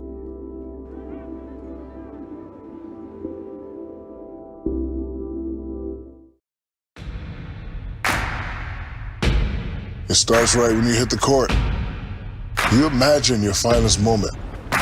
The game-winning shot that gets you to the dance. A monster dunk or no-look pass, and cutting down the net. Sports lets us dream of our own success and prepare us for our finest moments on and off the court.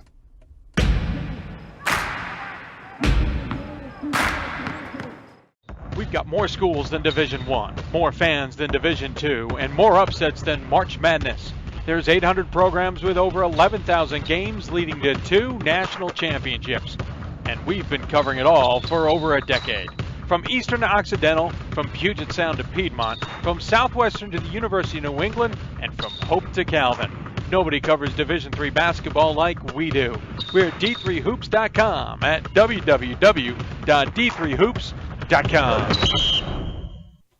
Welcome back to Hoopsville, everybody, on this Thursday as we head into overtime. We warned you this was going to happen. We warned you on the last show it was going to happen.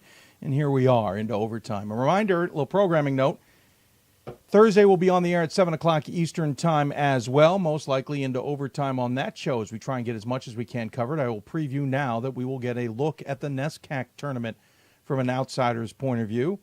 In other words, not a coach. We will get that look. We'll also look at some other schools and some other races around the country. And then a reminder, at this point, a week from now, we will be on the air and not looking to get off the air anytime soon. We will go on the air earlier at like 5 or 6 o'clock Eastern time to start talking about who's in and who's out of the NCAA tournaments, who our picks are for men's and women's basketball. We will not bracket. Do not get your hopes up. We don't have that kind of time. Ryan and the crew will do that behind the scenes, but we will at least start the picks.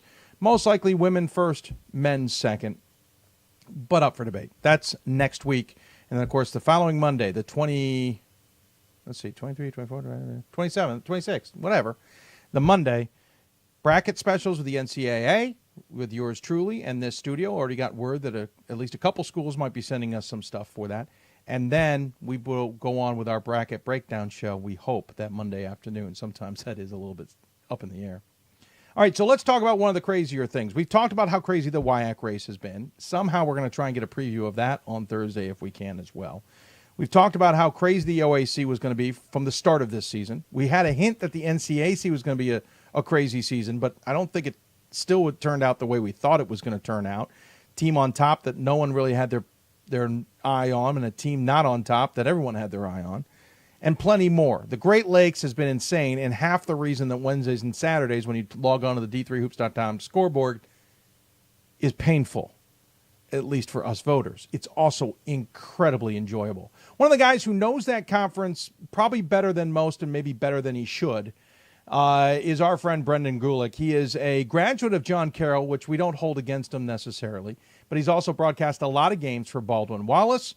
In most sports, he also calls a number of the OAC championships, and he will be on the call for the NCAA Women's Championship Final Four in Rochester, Minnesota. Yours truly will be on the call, along with my good friend, Mr. Lincoln, will be joining me, and Salem. But more importantly, Brendan Gulick joins us on the City of Salem Skype hotline. And, sir, it is good to see you via Skype. Great to see you too, man. What's up?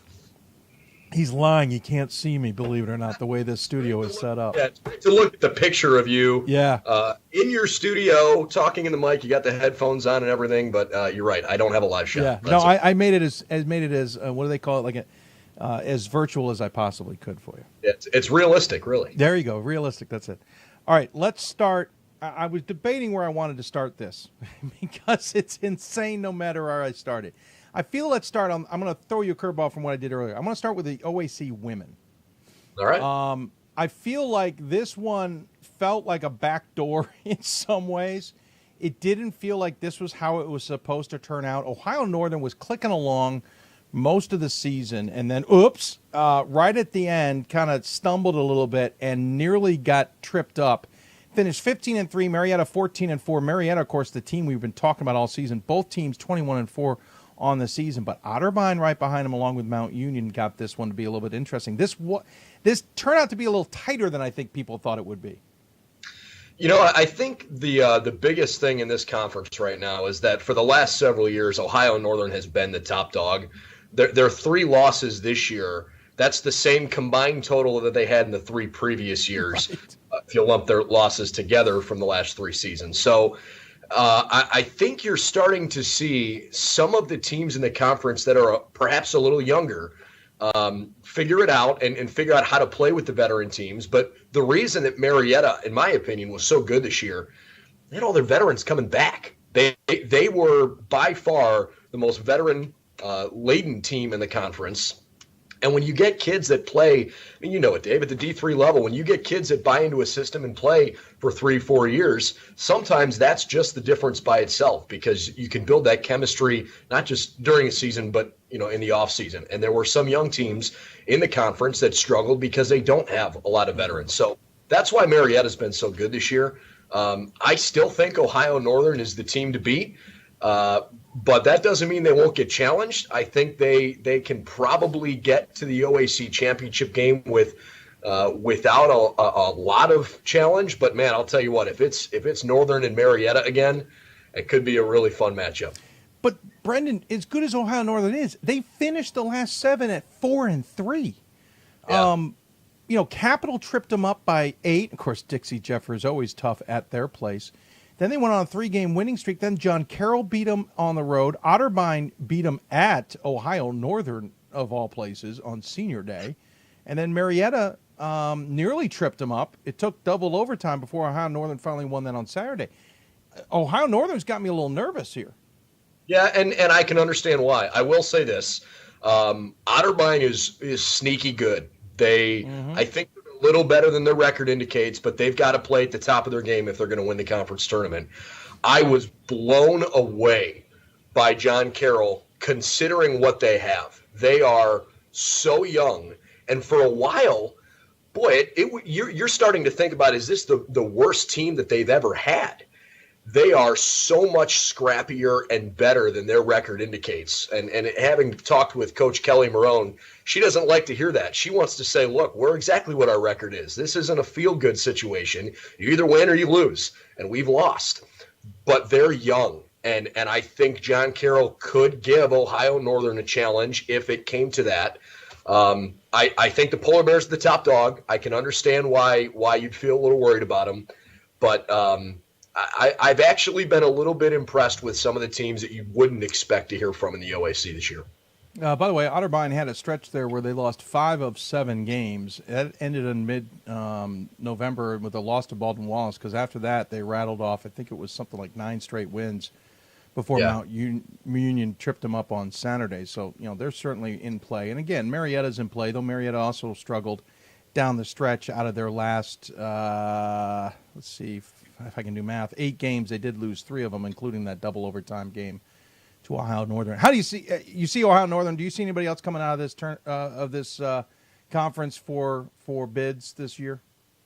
I think Marietta gets in. In fact, I thought it was really interesting that in the last regional rankings, and now that Northern's beaten Marietta a second time, it's probably going to change, but in the second go-round, Marietta was actually 2 slots ahead of Ohio Northern. Yeah. Apparently the national committee liked them that much more than the Polar Bears. So given that Marietta's losses this year, they had an overtime loss to Otterbein. They had one other game where they kind of stubbed their toe, and then they lost to Ohio Northern twice, but neither of them were blowouts, especially if Marietta can play them well. And if Marietta doesn't have, maybe a too close of a win, I guess, a way to say it, in a quarterfinal or in a semifinal, I have a feeling Marietta's going to get in, only because the Great Lakes region on the women's side is ridiculously strong.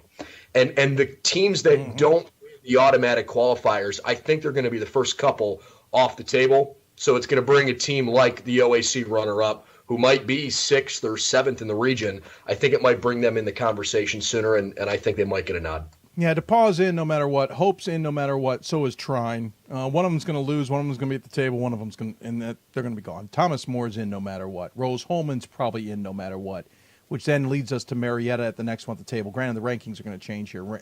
Marietta, Transylvania, Ohio Northern. Ohio Northern might be the only one who might be in a little bit of a tough spot, but there's a lot that could change. Let's switch over to the OAC men. What a fun conference, huh? Oh, my. I mean, listen, you and I talked in the preseason. We talked early in the season, not on air. We talked quite a bit off air. I don't know why we haven't talked more on air. We talked in the middle of the season. We talked in the last couple of weeks. We have always said it's going to be a hell of a race. Yeah. I don't think I expected what we got. John Carroll tied with Marietta. Marietta had a weird year. I don't feel like they had a dominating year, even though they finished 20-5. Ohio Northern came into the picture. Baldwin Wallace was doing really darn well. I liked them. And then apparently the wheels came off the bus near the end of the season. But Mount Union got into this conversation. Capital got into this conversation. The OAC, we always knew was going to be a good race, but the end of the season, it got very big. Well, and here's what's interesting. I try to judge the strength of a conference, not just based on the top teams. Most conferences are going to have one or two really good teams. Right. The OAC's bottom of the conference teams, Otterbein did not have a good year. You kind of throw them out. But literally it came down to the last game on the last day of the regular season to determine who got the 8 seed and who got the 9 seed. And the way it turned out, Muskingum left out of the tournament. Muskingum's leading scorer, Marcus Dempsey, the third leading scorer in the country, I promise you he's one of the 5 most fun D3 college basketball players I've ever seen. He is the most electrifying scorer in the conference this year, and it's not close. He is almost unguardable. Love watching him. Not going to play in the tournament. Heidelberg sneaks in as the 8 seed, even though they had road wins at BW, at Marietta, and at Ohio Northern. And they're the 8 seed. I guarantee you, John Carroll, who right now probably feels good because they won the regular season, although they stubbed their toe down at Capital, nobody wants to play Heidelberg. And that's just kind of the feeling. Everybody in this conference really has a chance to make a push. Last year, BW, the 6 seed, upset Ohio Northern as a 3 seed. Muskingum at 7 seed, upset John Carroll at 2 seed. I would be floored if we don't see, at least from just the seeding perspective, if we don't see another upset this year. Yeah. In terms of guys that can actually win the tournament, I mean, John Carroll, Marietta, Northern, and BW, the top 4 seeds in the tournament, I think are going to be the favorites for sure. But to me, it comes down to more matchups than anything else. Marietta just got Anthony Wallace back. When he is playing well, it gives Marietta another layer of depth, and they're really, really good with him. I'm hearing that Ohio Northern's big man, Ryan Bruns, who is, in my opinion, because Dempsey played for the 9th place team, I think Ryan Bruns is the player of the year in the conference. It sounds like he's got a right foot, or it might be his left foot, but he's got a foot injury for sure. Hasn't played the last couple games. Not sure if he's able to play in the tournament. He's their post player. He's the 10th leading scorer in the country, and he's a dominating force. If he can't play, that hurts Ohio Northern. But if he's available, hard not to say that they're easily able to win the tournament. John Carroll plays this crazy up-tempo, ram it down your throat style where they score 100 points a game. But if you can slow them down or throw them off their rhythm, they're beatable. And Baldwin Wallace this year has been, they got off to this 14-3 start. They beat Wisconsin River Falls, who preseason was supposed to be one of the best teams in the country. They beat Hope, who isn't quite the same Hope team they were last year, but still very good. They beat Bethany. They beat St. Vincent. They really put together a nice non-conference going 7-1. They started the year 14-3, 7-2 in the OAC with a win over Carroll and Marietta. And then things just fell apart a little bit at the end of the year. But I think if they can continue to the trend they had in that last game where they threw up 95 on Wilmington, they can shoot the ball. I wouldn't count BW out as a 4 seed at all. Yeah, I mean, you talk about Heidelberg and John Carroll. They played on January 3rd at Heidelberg, 194. That was coming off of a 104-94 loss that John Carroll had against Hope, and then a couple on Valentine's Day it was 91-78, a little not as close, but yeah, Heidelberg's a threat. This OAC is a threat. And here's the thing, you know it as well as I do. The wrong team takes the wrong loss, and it's not a trip to the NCAA tournament in March. There's a lot on the line for everybody in this conference. Yeah, and I think the regional rankings were probably right the last couple weeks, where you've got Wittenberg and Worcester at the top 2 spots. And then it's the top 4 teams in the OAC, and that's not throwing any shade at the Heartland or the PAC or up in Michigan. I mean, I think there's some good teams in those conferences, but you've got 4 really darn good teams at the top of the OAC, and you're right. If you have a loss at the wrong time, if John Carroll, for example, gets upset in the quarterfinals of the OAC tournament like they did last year, I don't know if they get in this year. I mean, it's going to be really interesting to see how that shakes out. It's almost as if you can't have a bad loss more than you need a good win when you're at this point and everybody's just fighting for that extra spot. Yep. Speaking of Wittenberg and Worcester, they finished with a thriller. Shocking, right? Wittenberg, a tremendous season, though a little scary end to themselves. A 2-game losing streak before Worcester tripped them up. They finished 2 games ahead of Worcester in the conference standings. Ohio Wesleyan, I am being nice to everybody who's listening to the show, who's giving me a hard time. I'm not talking about the Battling Bishops, okay? Finished 3rd, then Hiram, Denison, Wabash. This is one of those conference races where, okay, I'm going to mention the Bishops. A couple people have told me that's the one team that if they get hot, no one wants to see. But listen, I don't necessarily want to see DePaul either, because we've seen them as a deep seed under their head coach make a nice little run. If I'm Wittenberg, I'm a little worried about how things finish. And if I'm Worcester, I'm feeling pretty good, except for the fact I might have to go to Wittenberg. Yeah, I think Worcester probably has the upper hand in terms of what they feel like. Knowing that they came off the game they did leaves them with that little bitter taste in their mouth. I mean, I'll in all transparency, I haven't seen either team in person this year, but I've tried to follow them as best I can because they've had great years. In talking to a couple people around the league, I've asked them flat out, I'm like, hey, look, at this point, Wittenberg still hasn't lost a game. Are they for real, or have they just kind of gotten lucky? And to a person, everybody said, no, this team's pretty good. It's really hard to go undefeated. It almost feels like, is it better to get a couple of losses out of the way to let you know, hey, we are beatable. We can't just put this thing on cruise control because we're not Amherst on the ladies' side where they just steamroll everybody. Most of the time. And I'm not throwing shade at the NESCAC. No, either. I it's know. a great conference. But the idea that you can just almost fell there. You can just you almost have a game every night where, I mean, gee, if you're Wittenberg, I think you have to remember that you got to stay locked in. And from Worcester's perspective, here we go again. They win 20 more games. I can't remember the last time they lost more than 4 games in the conference in the regular season. They're always there. They always play well. Their home crowds are great. It's going to be a fun end of the regulars. Well, not just the regular season. I hope the tournament ends similarly to what the regular season did. Yeah, agreed. It's going to be a good race. Hey, sir, I appreciate you coming on. I have a sinking suspicion we'll get you a little bit more on the show, Sports Week, as we get closer to Rochester, Minnesota, where you head to call the games for the NCAA as well. But as always, we give our guests the final word, sir. Any final thoughts you want to share with those who are tuning in? I love D3 basketball. I think it's a ton of fun, and it's been a lot of fun to cover some kids, especially in Northeast Ohio here, who really play for the love of the game. Wherever you might be listening, if you have a chance to go out and support your local D3 schools, you don't see as much publicity. This is a great show because it gives people a chance to really stay dialed in and tune in what's going on. But the kids love playing in front of big crowds, and you'd be surprised. There's some pretty darn good talent. Just because it's Division III doesn't mean these kids can't play. So if you have a chance to catch any local conference tournaments or maybe the NCAA tournaments, I hope you do. And if not, listen in because we love the support too. Yep, that's a good call, sir. Well done. We'll talk to you soon, all right? Sounds good. Thanks, Dave. Thank you. Brendan Gulick joining us once again, John Carroll alum, Baldwin Wallace broadcaster, OAC championships on occasion, and we get to see him in Rochester, Minnesota. And if you're not watching him, you should be watching us in Salem, Virginia. I'm not saying you should have any priorities, but clearly I'm the guy you should watch, and then Brendan, you know how it works. Hey, we're going to take a break. When we come back, joining us on Skype, Ryan Scott will join us. We'll do our top 25 double take. If you got questions for Ryan and I, get them to us soon because we're not going to have a lot of time.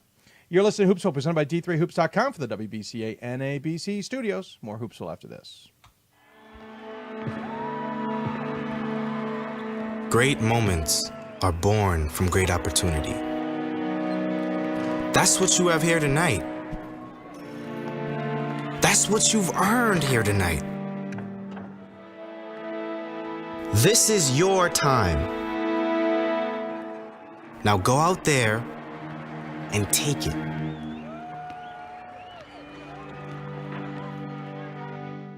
My name is Marcus Walker.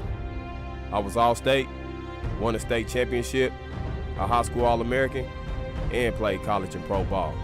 I played because I love the game. I grind to be the best. I sweat because I put in work. I'm strong because I believe. When I want to bring it before game time, I come to the house that college basketball built, the CBE. No matter your skill, take it to another level. Elevate your game right here at the College Basketball Experience at Sprint Center. Something I discovered in myself is that if I have a goal, then I can accomplish it. It's a well-rounded experience. At a Division III school, you primarily a student athlete, so the school is really shaped around you developing yourself as a complete individual. It helps a lot that you have a family with your team that can guide you.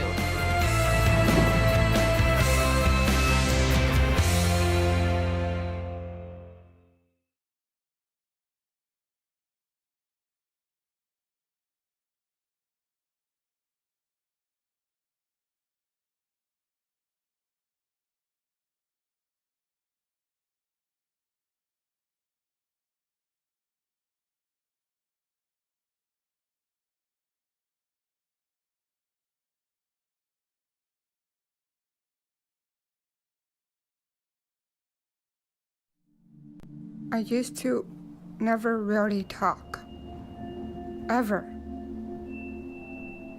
I was afraid if I said something wrong, everyone would laugh at me. But then I started to play golf with Special Olympics. It helped me to find my voice. And now everyone else is speechless. Welcome back to Hoopsville, everybody. Thank you to Brendan for joining us. By the way, apparently I fat-fingered his name on the graphic. Hey, what can I say? I didn't notice that it was spelled with an H on the end. His name is spelled with a K on the end. Mistake on my part. Sorry about that, folks. Sorry to Brendan. He didn't. He laughed it off, but yeah, we should have caught that earlier. But sometimes when you're doing it all by yourself, you can only do so much. All right, so we're going to wrap up the show here, the final 30 minutes. That's all we're going with Brendan Gulick. Yeah, we're going to bring Brendan back and do the whole segment over again. Actually, Ryan Scott will join us here. If you got questions for Ryan, tweet us at D3Hoopsville and hashtag Hoopsville, or email us hoopsville@d3hoops.com, or join us on Facebook at facebook.com/hoopsville, et cetera, et cetera. You know how to get a hold of us, and you should be taking advantage of that fully, as they say. All right, so it's our top 25 double take. We always talk about who we think may be a dubious team, who might be a deep dive on a team, somebody we haven't considered, or we also debate some. Flying a little bit by the seat of our pants a little bit because there's so much going on, and we're getting ready for conference championships. But joining us on the City of Salem Skype hotline, it is the aforementioned Ryan Scott. Sir, good to see you as always. Hello, good to be here. Another crazy week. I mean, we're expecting this at this point. Not surprised, but I think the one thing I was definitely surprised by how many conferences had ties and how many of those conferences went to coin flips or something. Yeah, it was a little bit crazy. This was actually, I didn't have as much of a chance to follow it on Saturday because I traveled up to watch the Swarthmore F&M game. Usually I'm the one digging into the conference websites to find all the tiebreakers and everything, but I didn't quite get the chance this year. Yeah, well, someone asked us, do you guys dive into the tiebreakers? I said yes, and it's too bad more conferences wouldn't put that information online, to be honest. I don't know why you would hide it behind password codes anyway. It's good information for people to have. Yeah. By the way, you did see Swarthmore. Gives us a quick chance to talk about them. I know you and I had a quick repartee back and forth on our chatting system. I was also busy with things going on Saturday. You were surprised by how big F&M is, and I said to you, yeah, I was pretty impressed with their size as well, but I don't know if you saw the same thing I did. It felt like they don't know how to necessarily utilize that size. Well, it's mostly freshmen. You look at that roster, and I think there's 3 seniors this year and like 1 or 2 juniors, and pretty much everybody else is freshmen. So, I imagine they have to play their way in a little bit. I think they'll be an exciting team coming up. It was a great recruiting class. Yeah, no, they lose Brendan Federici, which broke the 2,000 point barrier for a Centennial men's player to ever do that, which in hindsight is pretty spectacular. Thought to have. The conference been around that long, no 2,000 point scorers. But anyway, they'll lose Brandon, but they got some nice pieces in place. Glenn always has nice pieces in place. I don't see him going anywhere anytime soon. My theory is he wants to go for win 1,000. That size is going to cause some problems down the road. That is for sure. Yeah, and Glenn is amazing. You were watching that game, and they had offensive plans and were throwing out plays that I was on the Swarthmore side of the bench was scratching their heads about, plays they hadn't seen or scouted. And I was pretty impressed with what he's done with a team that's very young. Yeah. This was going to be my last word, but I have to apologize that I have kind of been downplaying F&M for most of the year, and they are certainly better than I thought they were, and I'm glad I got to see them in person.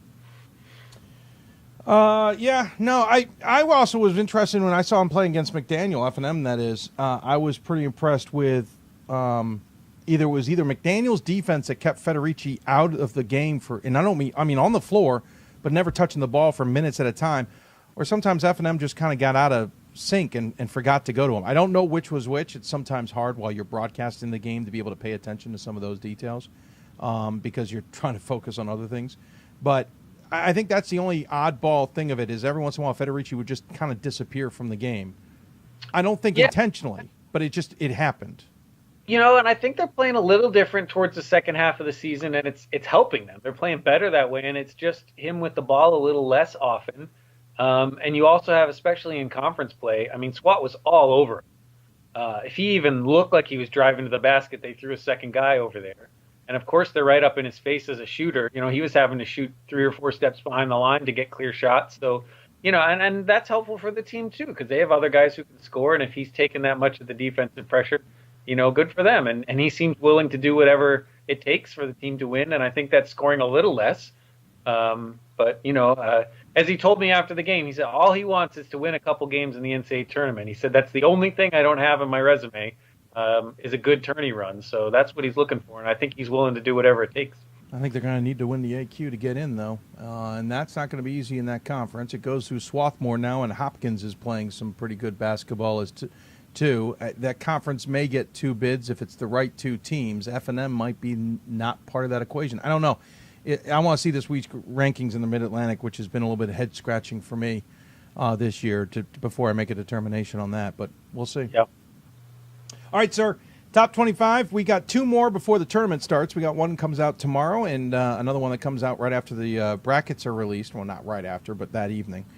I don't know about you, but I wanted to put my head through a wall again, mainly because I had a gap there where I didn't want to vote for anybody. After you and I talked about dubious teams and I brought up Emory, I promptly moved them up 2 spots.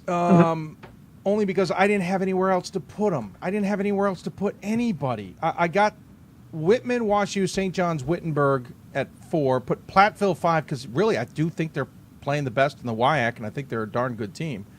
I put Whitworth 6. Okay. I put Worcester 7, though I'm feeling better about that pick. I had 8 for York. Not loving that pick. I'd rather have 8 in the York in the 10 to 15 range.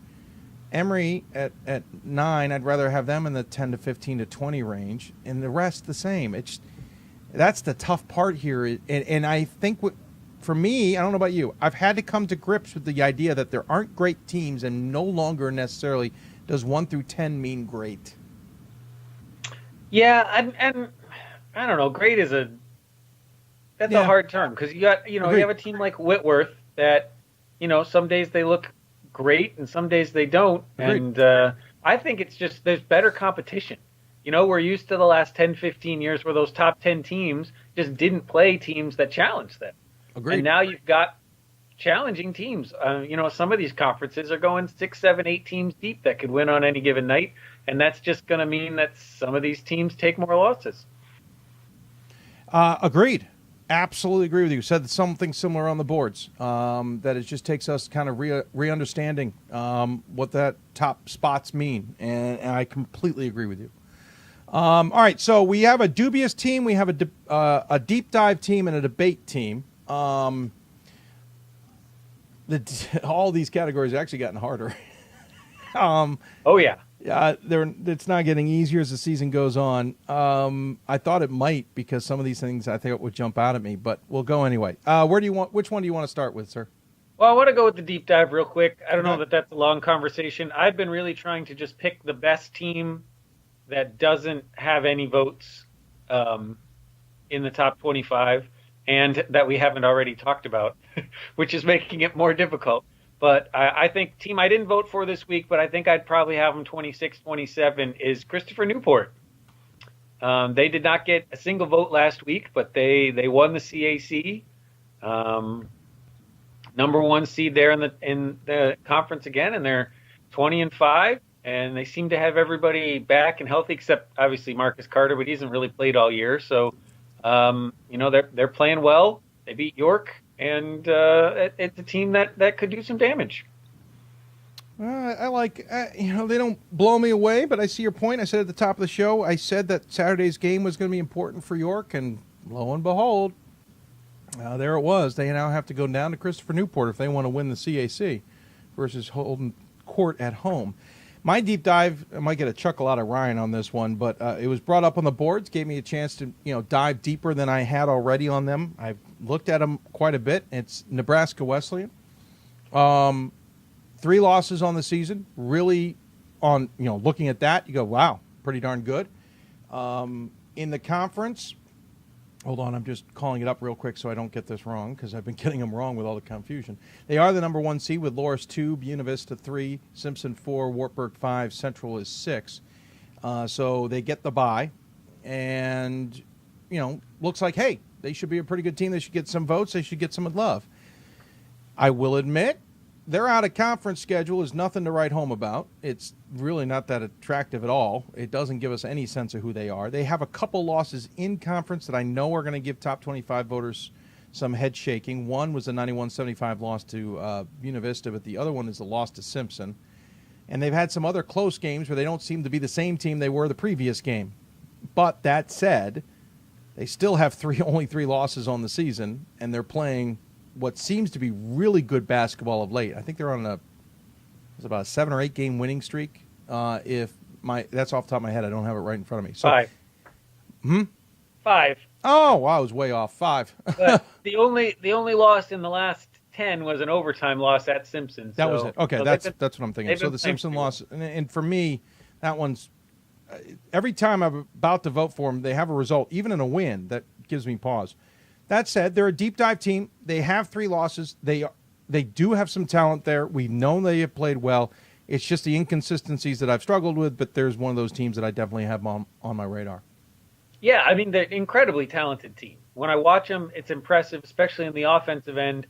For me, because of the schedule, it's the defense that's throwing me off.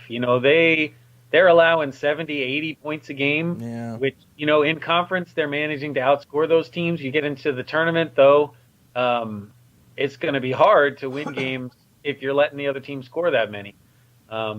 It's consistency. They're still pretty young, too, so I just like to see them a little bit more battle-tested. Yep. I agree with you. As much as I deep dive, I agree. That's reason for concern as well. All right. I assume you want to go dubious next? So I feel like it's a little unfair. I'm running out of dubious teams here, right? With you. So I am still not sold on Salem State. They're in the top 25. They're barely in the top 25, so I feel a little bad picking on them. But, it's a team of 22-3. They swept through that MASCAC conference like nobody's business. But I'm just not sure how people are voting for this team. 3 losses are basically to the 3 good teams they played this year, right? Or Williams, MIT. They also have a loss to Endicott. And their best win is at Tufts, which is not anything to be ashamed of, but it's not super great this year. The scores aren't, they're not blowing teams out. I'm just not quite sure what people are seeing there. Yeah, I'm a voter for them. Not high. I've got them. I take that back. I have them 16. Again, it's this gap in my head where I think, no, I don't have them high, but that's because I keep imagining there's a gap there and where I want them. I really would like them at 21, but they're at 16. At this point, it's the fact that they haven't lost and they haven't been tripped up like everybody else has. That's about the one reason I'm voting for them. That said, it's also probably a good reason to vote for some other teams that way too. So I'm not necessarily helping their cause there, but I can understand that. I can. Well, I I look at it as just, we just talked about Nebraska Wesleyan, and I feel like Nebraska Wesleyan has a better resume with a similar record. And it's a little head scratching that Salem State's getting the votes and Nebraska Wesleyan isn't. Yeah, I think Salem State may have a little bit of a better out-of-conference schedule. Williams. Certainly they do, yeah. MIT. Yeah. And of Tufts, course, their conference isn't anywhere near as good as the Iowa conference. Probably. Babson. WPI. They're the exact reverse, right? They've got the out-of-conference schedule, and their conference isn't very strong. And Yeah. Nebraska Wesleyan has a little better conference and nothing out. No, exactly. No, that's certainly an interesting point. All right, I wanted to go Middlebury for my dubious, but we talked about them last week. And I feel like they're probably going to get slated appropriately in this. Yeah, exactly maybe. They're sitting 13. I'm not holding my breath. I think I'm going to go with Oshkosh. Okay. I know some people are going to probably go, what are you doing, man? All right, listen, here's my thinking on this. I know Oshkosh has got the pieces. And I know the WIAC conference is deep this year. But at some point, if you're that good a team, no matter the conference, you've got to prove that. And I think Platteville has done that. And to some degree, Stevens Point has done that. Though it's a little harder with Stevens Point. I'm still trying to wrap my mind around a little bit of that. But Oshkosh, every time you expect them to make a step forward, they take a step back. Lost to Ripon, then lost to Whitewater, who has absolutely come off the rails.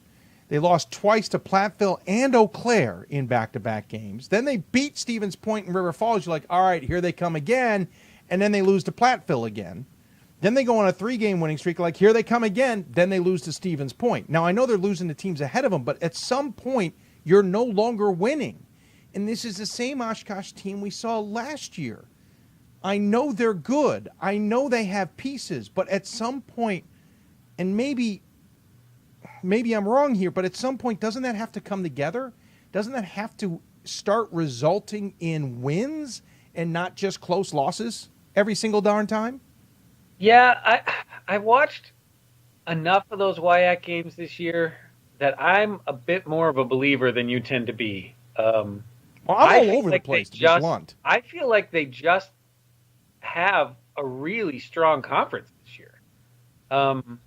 You know, that those teams don't have great records and they're all losing to each other. But when I put them up against some of the teams who don't have maybe as strong a conference or not the schedule, you know, if I'm looking head to head, you know, I wanted to drop Oshkosh this week. I don't think they should have lost that Stevens Point game. You know, it's not a bad loss, but it's not one you want to see. But I'm looking at some of the teams below them, and I go, head-to-head, which one would I pick? And I'm still picking Oshkosh a lot of the time.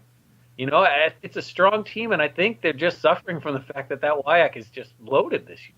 Yeah, I get that, and that's where I'm stuck a little bit here. But we have them ranked 14th. Now, granted, it doesn't, take into account this week's stuff, which certainly has a factor here, and they'll be re-ranked. But my problem is, at some point, again, you got to have that win over Stevens Point, especially if you've lost to them earlier, you beat them earlier in the season. I'm sorry, beat them earlier in the season, and you beat them by 15. You got to beat Eau Claire. Yeah, that's a rough one. Yeah. Now the Whitewater loss is crazy because it's back on January 3rd when we all thought Whitewater was great, but Whitewater isn't as great, and they lost 83-57. Although Whitewater was playing pretty good then. Right, and that's where I'm saying it's crazy. That's where it gets a little bit wacky. Yeah. I just feel like if Oshkosh is good as we're saying they are, and you know they've been in the conversation the last 2 years for the same reason. Losses. You know what I mean? They're not in the conversation because of wins. They're in the conversation because of losses. And I feel like, okay, we got to turn the corner at some point. You've got to change the conversation at some point here. And it can't be losses that we're only talking about. And thus, why are you 15th? Yeah, I mean, and there's two things. One is that's the luxury of it, we getting to vote in a top 25 poll as opposed to picking teams based on the numbers that the committees are stuck with. True. The other thing is, and maybe once we get in the tournament, we'll be proven wrong. To me, I feel like I'm comparing the other conference that has a lot of teams in the mix is the NCAC. And I feel like the NESCAC is a little down this year, and I think the WIAC is a little up. And to me, if you're matching up 1 versus 1, 2 versus 2 down that line, I think I'd pick the WIAC almost every time. Nah, I wouldn't go that far. I just feel like they're a little stronger. And I know that's opinion because we have no real way to judge. You know, they're not playing a lot of common opponents. They're not playing each other. That's just my perception this year. And again, I could be totally wrong once we get to tournament time. No, I'm with you. It just feels like those teams are a little stronger out. Yeah, no, I'm with you. I think 1-1, 2-2, 3-3 is a little harder because I think the WIAC's a little deeper than. See, here's where I think it is. I think the WIAC is a little bit deeper and a little on the top side, whereas I think the NESCAC is deep as well, but more in the middle. So as you get towards the middle, I think the NESCAC then gets ahead. Does that make any sense? Yeah, maybe. I don't know. I mean, anyway, my bigger point is I have too many NESCAC teams on my ballot. I'll freely admit that. I've been trying to figure that out. Luckily, I get to take one off this week. They're sitting in 23rd. As much as I've been trying to ride the Panthers a goodbye, I can't. You can't lose 3 straight at the end of the season. They're going to do the Wesleyan potentially and have 2 weeks off before coming back into the NCAA tournament. Potentially. I don't know yet. I'm not in love with Wesleyan, but I got them ranked for some darn reason. And, of course, they go and win, which doesn't help. They've now won at least 4 straight when I've been wanting to get them off my ballot. That was the hardest thing on my ballot this week. I'm just like, I got to move them up. I know. I have to. I don't like it. Literally, I sat there the whole week going, I'm just going to, Wesleyan's an easy one to drop so I can get other teams. Oh, they won. Oh, they won? Oh, they won. Crap, they won again. Yeah, so I'm with you. I agree. My ballot doesn't necessarily match it. Anyway. So my dubious is Oshkosh right now because I'm not buying in. We keep talking about him because of loss. We talked about him in the top 25 because of losses last year. We talked about him getting into the tournament because of losses last year. We're talking about him in the top 25 now because of losses. We're talking about him possibly being in the tournament because of losses. I'm tired of having the losses conversation is what I'm trying to get at. And if they're a top 25 team, let's start having win conversations. Yeah. Anyway.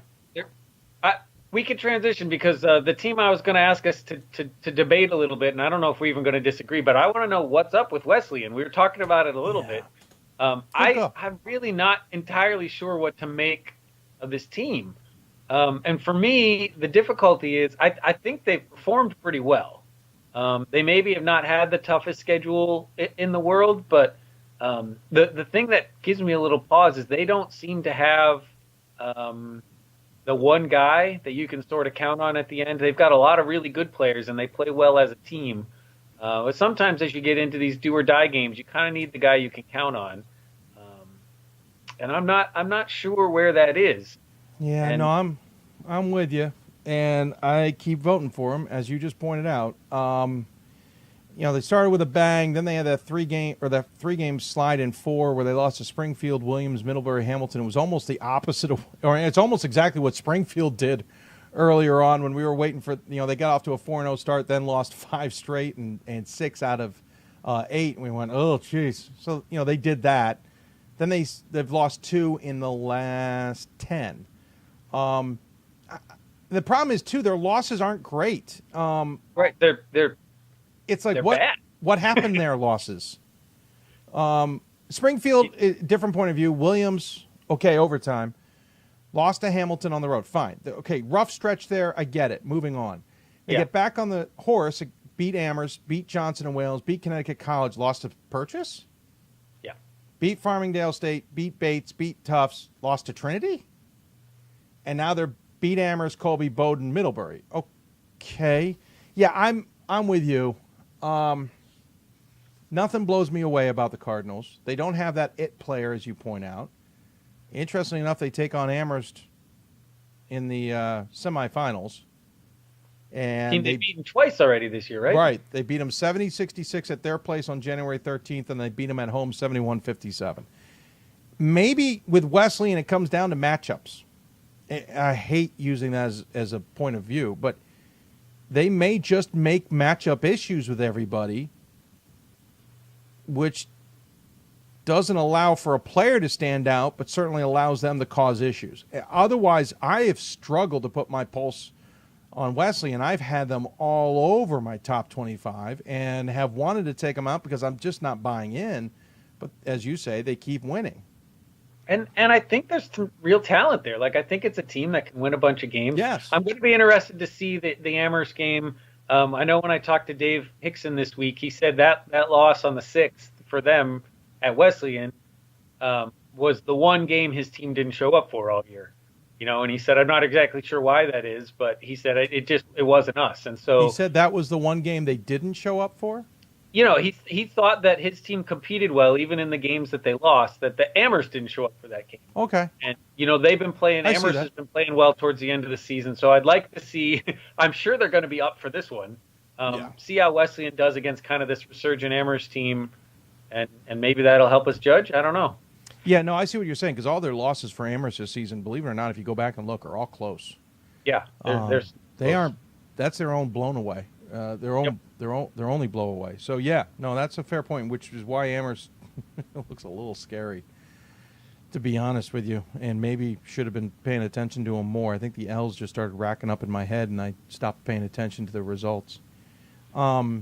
Yeah, I can't put my mind on Wesleyan. That's a good pick. I'm with you. I can't really defend them. I think they're debatable in the sense of why are we why are they in this conversation?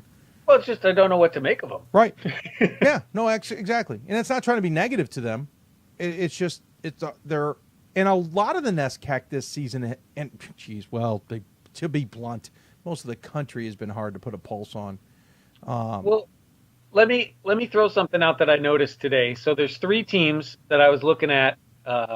We talked about Christopher Newport. They finished 20-5. We're talking about Wesleyan now. They finished 20-5. And we've also got Marietta sitting over there in the OAC, finished 20-5.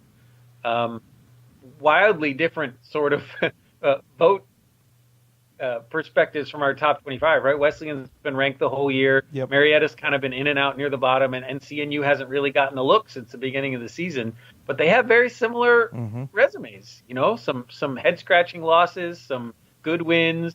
I think it just illustrates that who knows? Yeah, I agree. And I think it also, nobody has like that big win. And I think I faulted Marietta for that. And I guess I gave credit to, that's the other thing too, is the resume changes, Ryan, because I gave Wesleyan the credit for the win over Middlebury. Now I go back and go, well, maybe not. Maybe that isn't as, what? 2 wins over Middlebury. Right. They beat them twice. So now I go back and go, well, maybe that should have been expected. You know what I mean? So, and I think with Marietta, St. John Fisher, who was it? I want to make sure I got that one right. Hold on. Hope St. Thomas. Who yeah, you there thinking it is. of? Hope and St. Thomas made me think, oh, geez, never mind. Well, not that, Hope's okay. I mean, it's not it's not turning into a horrible loss. St. Thomas, okay. But it's, where was it? The Baldwin Wallace, you lose by 1. Okay, well, Baldwin Wallace has come off their rails. But John Carroll, they lost to. Well, John Carroll's having a good season. Lost to Wittenberg. Wittenberg's having a really good season. Lost to Carroll a second time. Okay, and then lost to Heidelberg. By the way, Heidelberg's tripped up a number of teams now. Yeah. So it's amazing how, that's the other thing I think that you struggle with in the top 25 vote is you get these snapshots throughout the season, and it's constantly changing. So the snapshot I had of Marietta or Wesleyan or whoever in December, early December, I thought was the same in mid-January when in reality maybe I should have re-exposed it because it looks different, and now it looks dramatically different than it did. And we're looking at the same stuff. I'm just seeing things now from a different perspective, or seeing different things in the background and foreground that we didn't catch before. And it makes it hard as a top 25 voter, because as much as I want to destroy the ballot and put teams in again anew, at the same time I need to justify why I'm now dropping Wesleyan from my 18 hole, despite the fact they're not losing. And not justify it to the person at home, and not justify it to the person who's reading the poll or questioning me about it, but to justify it to myself. I voted for him for a reason. If that makes any sense. Yeah. Well, and that's why I mean, next week I'll go from scratch and build my ballot again, and throw it out, because, that's what happens. We have a perspective on who these teams are in, November. We have another perspective on who they are in mid-January, and that could be totally different by the time we get to the end of the season. And I want to make sure that it's not just me saying, oh, Middlebury was a top 5 team, and now they're clearly not. They're not playing that way anyway, and I don't want to be ranking their opponents as if they are. Well, I took Middlebury from 5 to 23 in 1 week. Yeah. That's something new. I don't think I was that aggressive in the past. Now I'm willing to be that aggressive, but because of losses. I don't know if I'm willing to take Wesleyan as an 18 and just remove them from my poll because all of a sudden, why not? And by the way, to anybody out there who keeps saying, well, the voters still have the preseason in mind, I'll be blunt. I keep all of my top 25s. I have this pad paper where I record the previous week. I write down their results and some notations, and I start scribbling on the other thing. And then I get Gordon's printout, and I scribble notes on that, and I scribble notes on another pad. I don't remember. I'll be blunt. As much as I hold on to this stuff, I don't remember my preseason poll. I don't remember who number 1 was.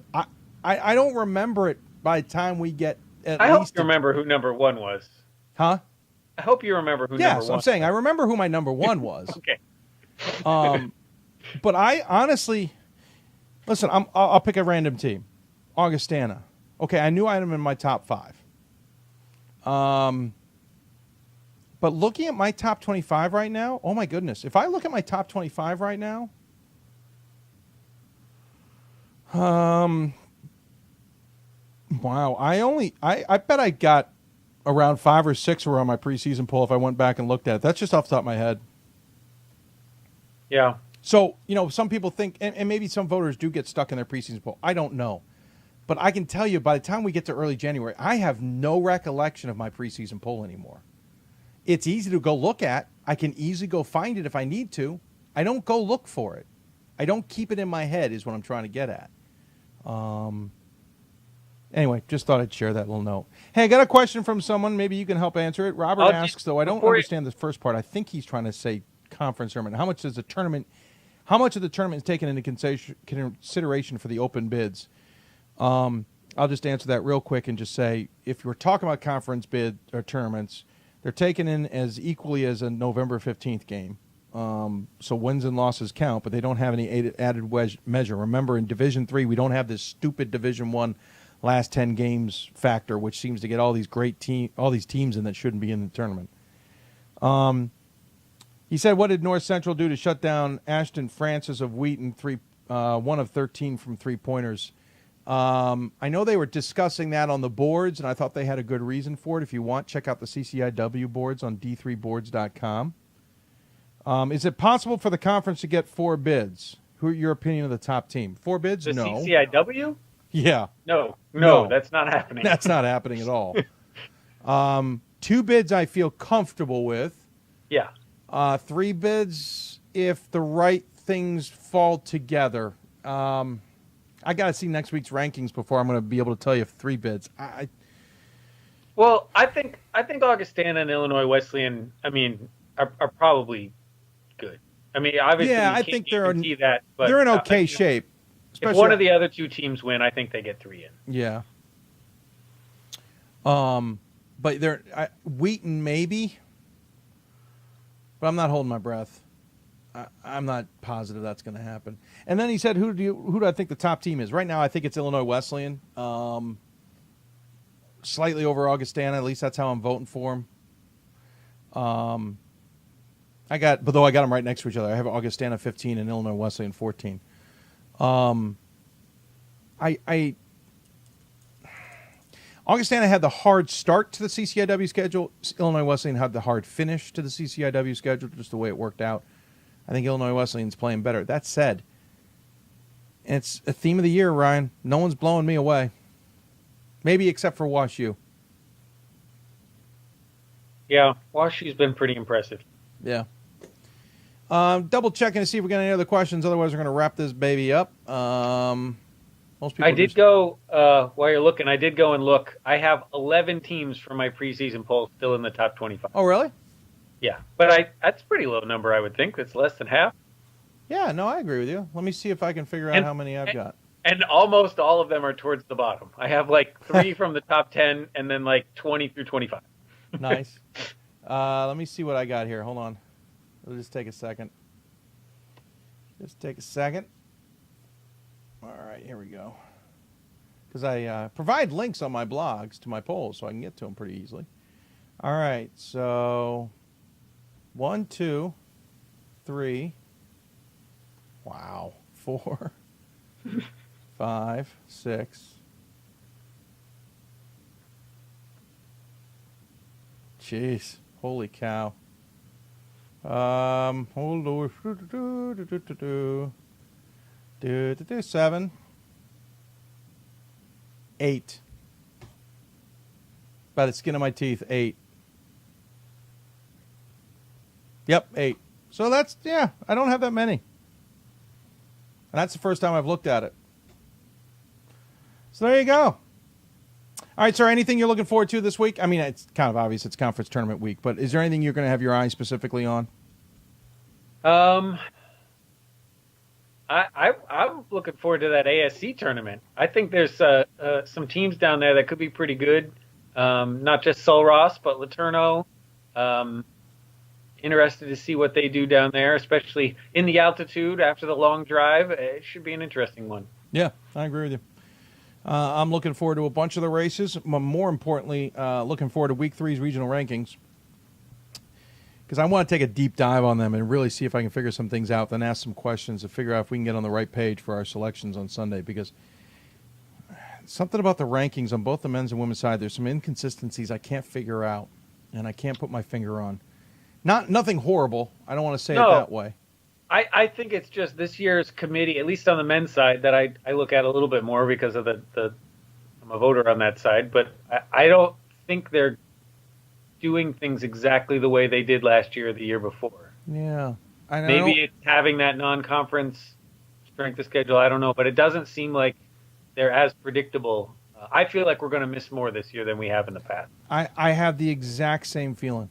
And I don't know why. I don't know if it's something's gone haywire.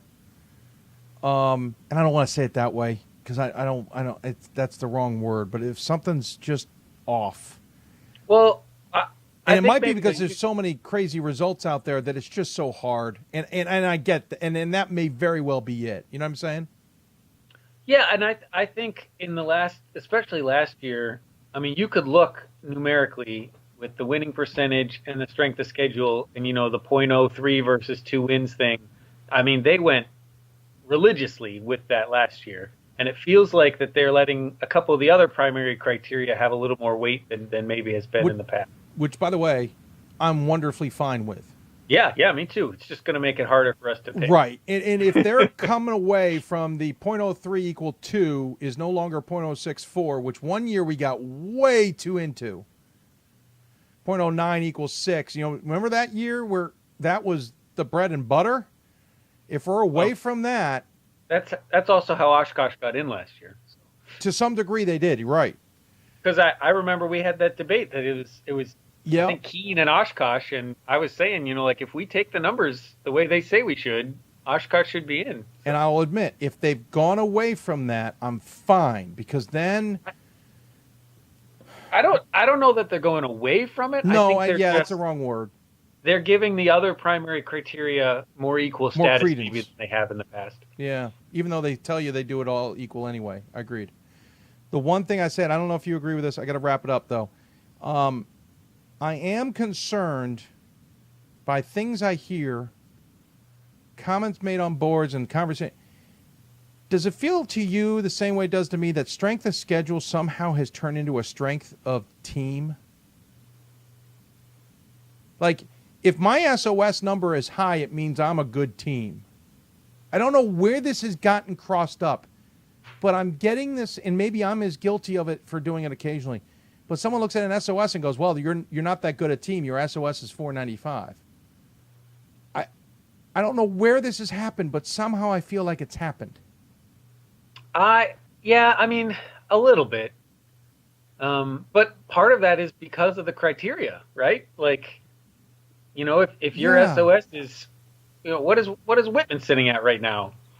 You know, they're the number one team in the country. They haven't lost a game, but, you know, if I'm fine with looking at the SOS as a number to understand what that win-loss means. Yep. And to understand, should they be better, should they be worse? I'm fine with that. My concern is somehow things have gotten blurred, and now it's being used almost like an RPI. And it's not. It's not intended for that purpose. And I feel like people are like, why are you knocking us because we got a high SOS? It just means we're a great team. No. That's where I feel like things have gotten convoluted. And I want to get back into okay, I got an SOS number, but you still lost 7 games. Or you have a low SOS, but you've also won games. I don't know, maybe I'm wrong, but I had this thought one night and I can't shake it that the SOS has turned into a strength period number, not hey, this is what our schedule is. You know, I don't know. Just a thought. Yeah, and I wonder if that was just because of the way that they were selecting so religiously.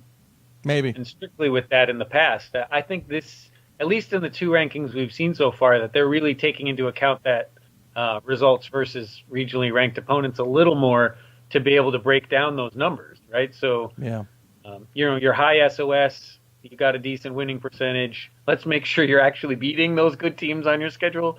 Yeah, and I think that's where that argument where some have said, hey, the results versus regionally ranked opponents is already being displayed in the SOS because if you have a tall SOS, you have a lot of results.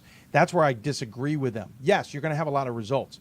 But I appreciate the committee going into those results and understanding those results. Okay, you have an SOS of 550 and you're 8-2 versus regionally ranked opponents. That's pretty good. Let's look at who you beat. Or, yeah, but you're 2-8. You're not winning. You know what I'm saying?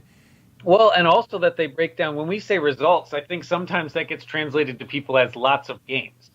Whereas what they're looking at is, you know, you're 4-4 versus regionally ranked opponents. All 4 of your wins are against the 8th team, right? You know, and your 4 losses are against the 1 team. You know, right? And they take that into account. It's what the results are, what they mean, who you're playing in terms of regionally ranked. And I think I got in that argument with somebody. If they spend a little more time on that this year, that'll probably be good for everybody. And I got in that argument with somebody. They're like, hey, but we lost to the number 1 team in the country. We lost to the number 1 team in the region. I said, I got that. Yes. You still lost. It's still going in as a... Losses can be good. Losses can be bad. Losses can be neutral. In this case, the loss is good because it's the number 1 team. We get it. The loss is bad because you also didn't beat them. It's a bad example maybe, but my point is, yes, they dive in. Who did you beat? What were they ranked?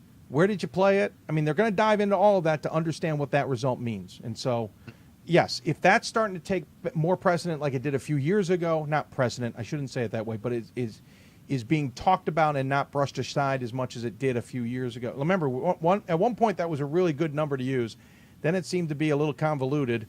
Now I feel like it's back to that good number. I'm fine with that. I'm good with that.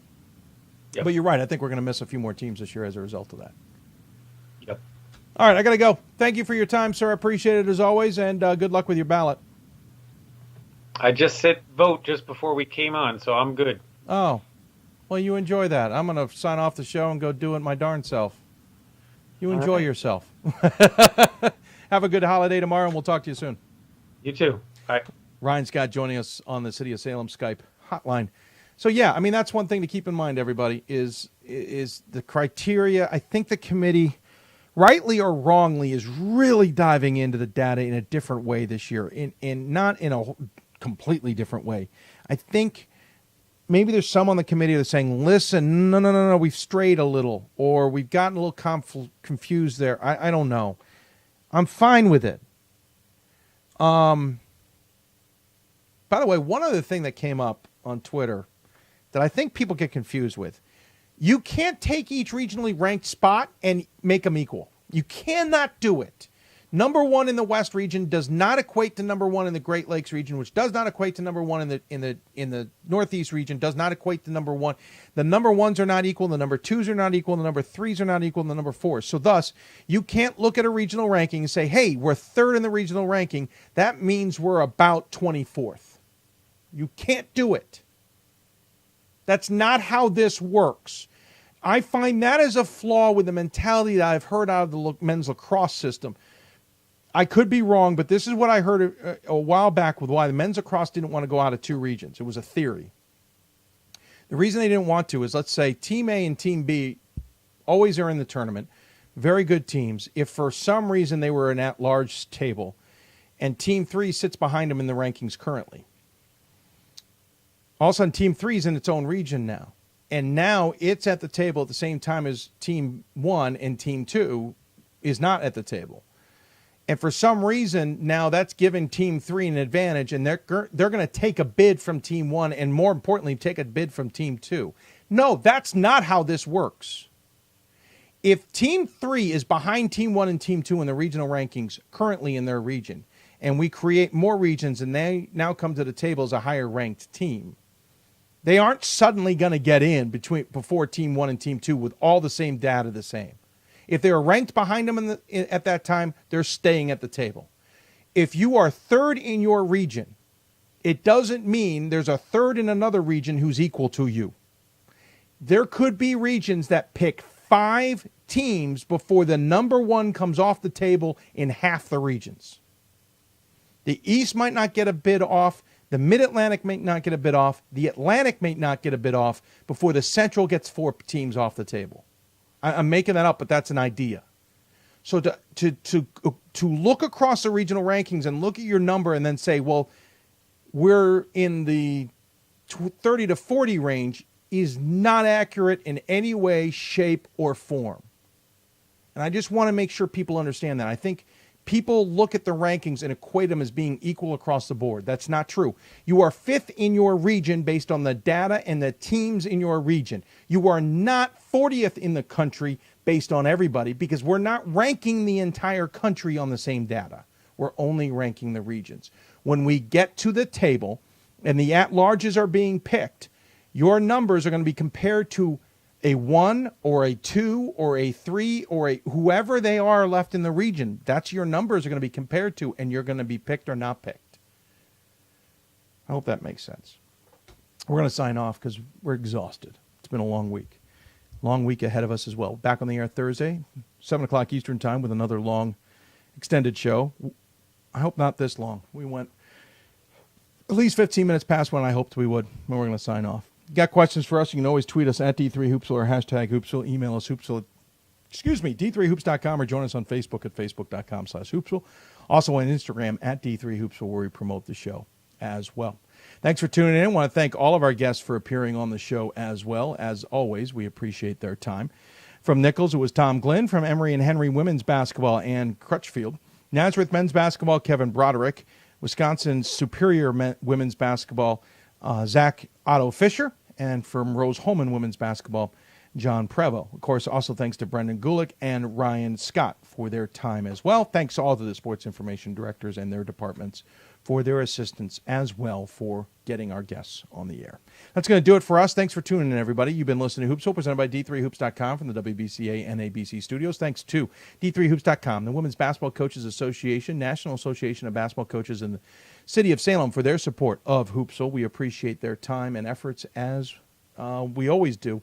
Back on the air Thursday, 7 o'clock Eastern, and don't forget, a week from tonight, we'll have our big selection special. Stay with us on Twitter and social media to find out exactly when we're hitting the time. That's going to do it. Thanks for tuning in, everybody. Have a good night, and we'll see you back here on Thursday evening. Good night, everybody.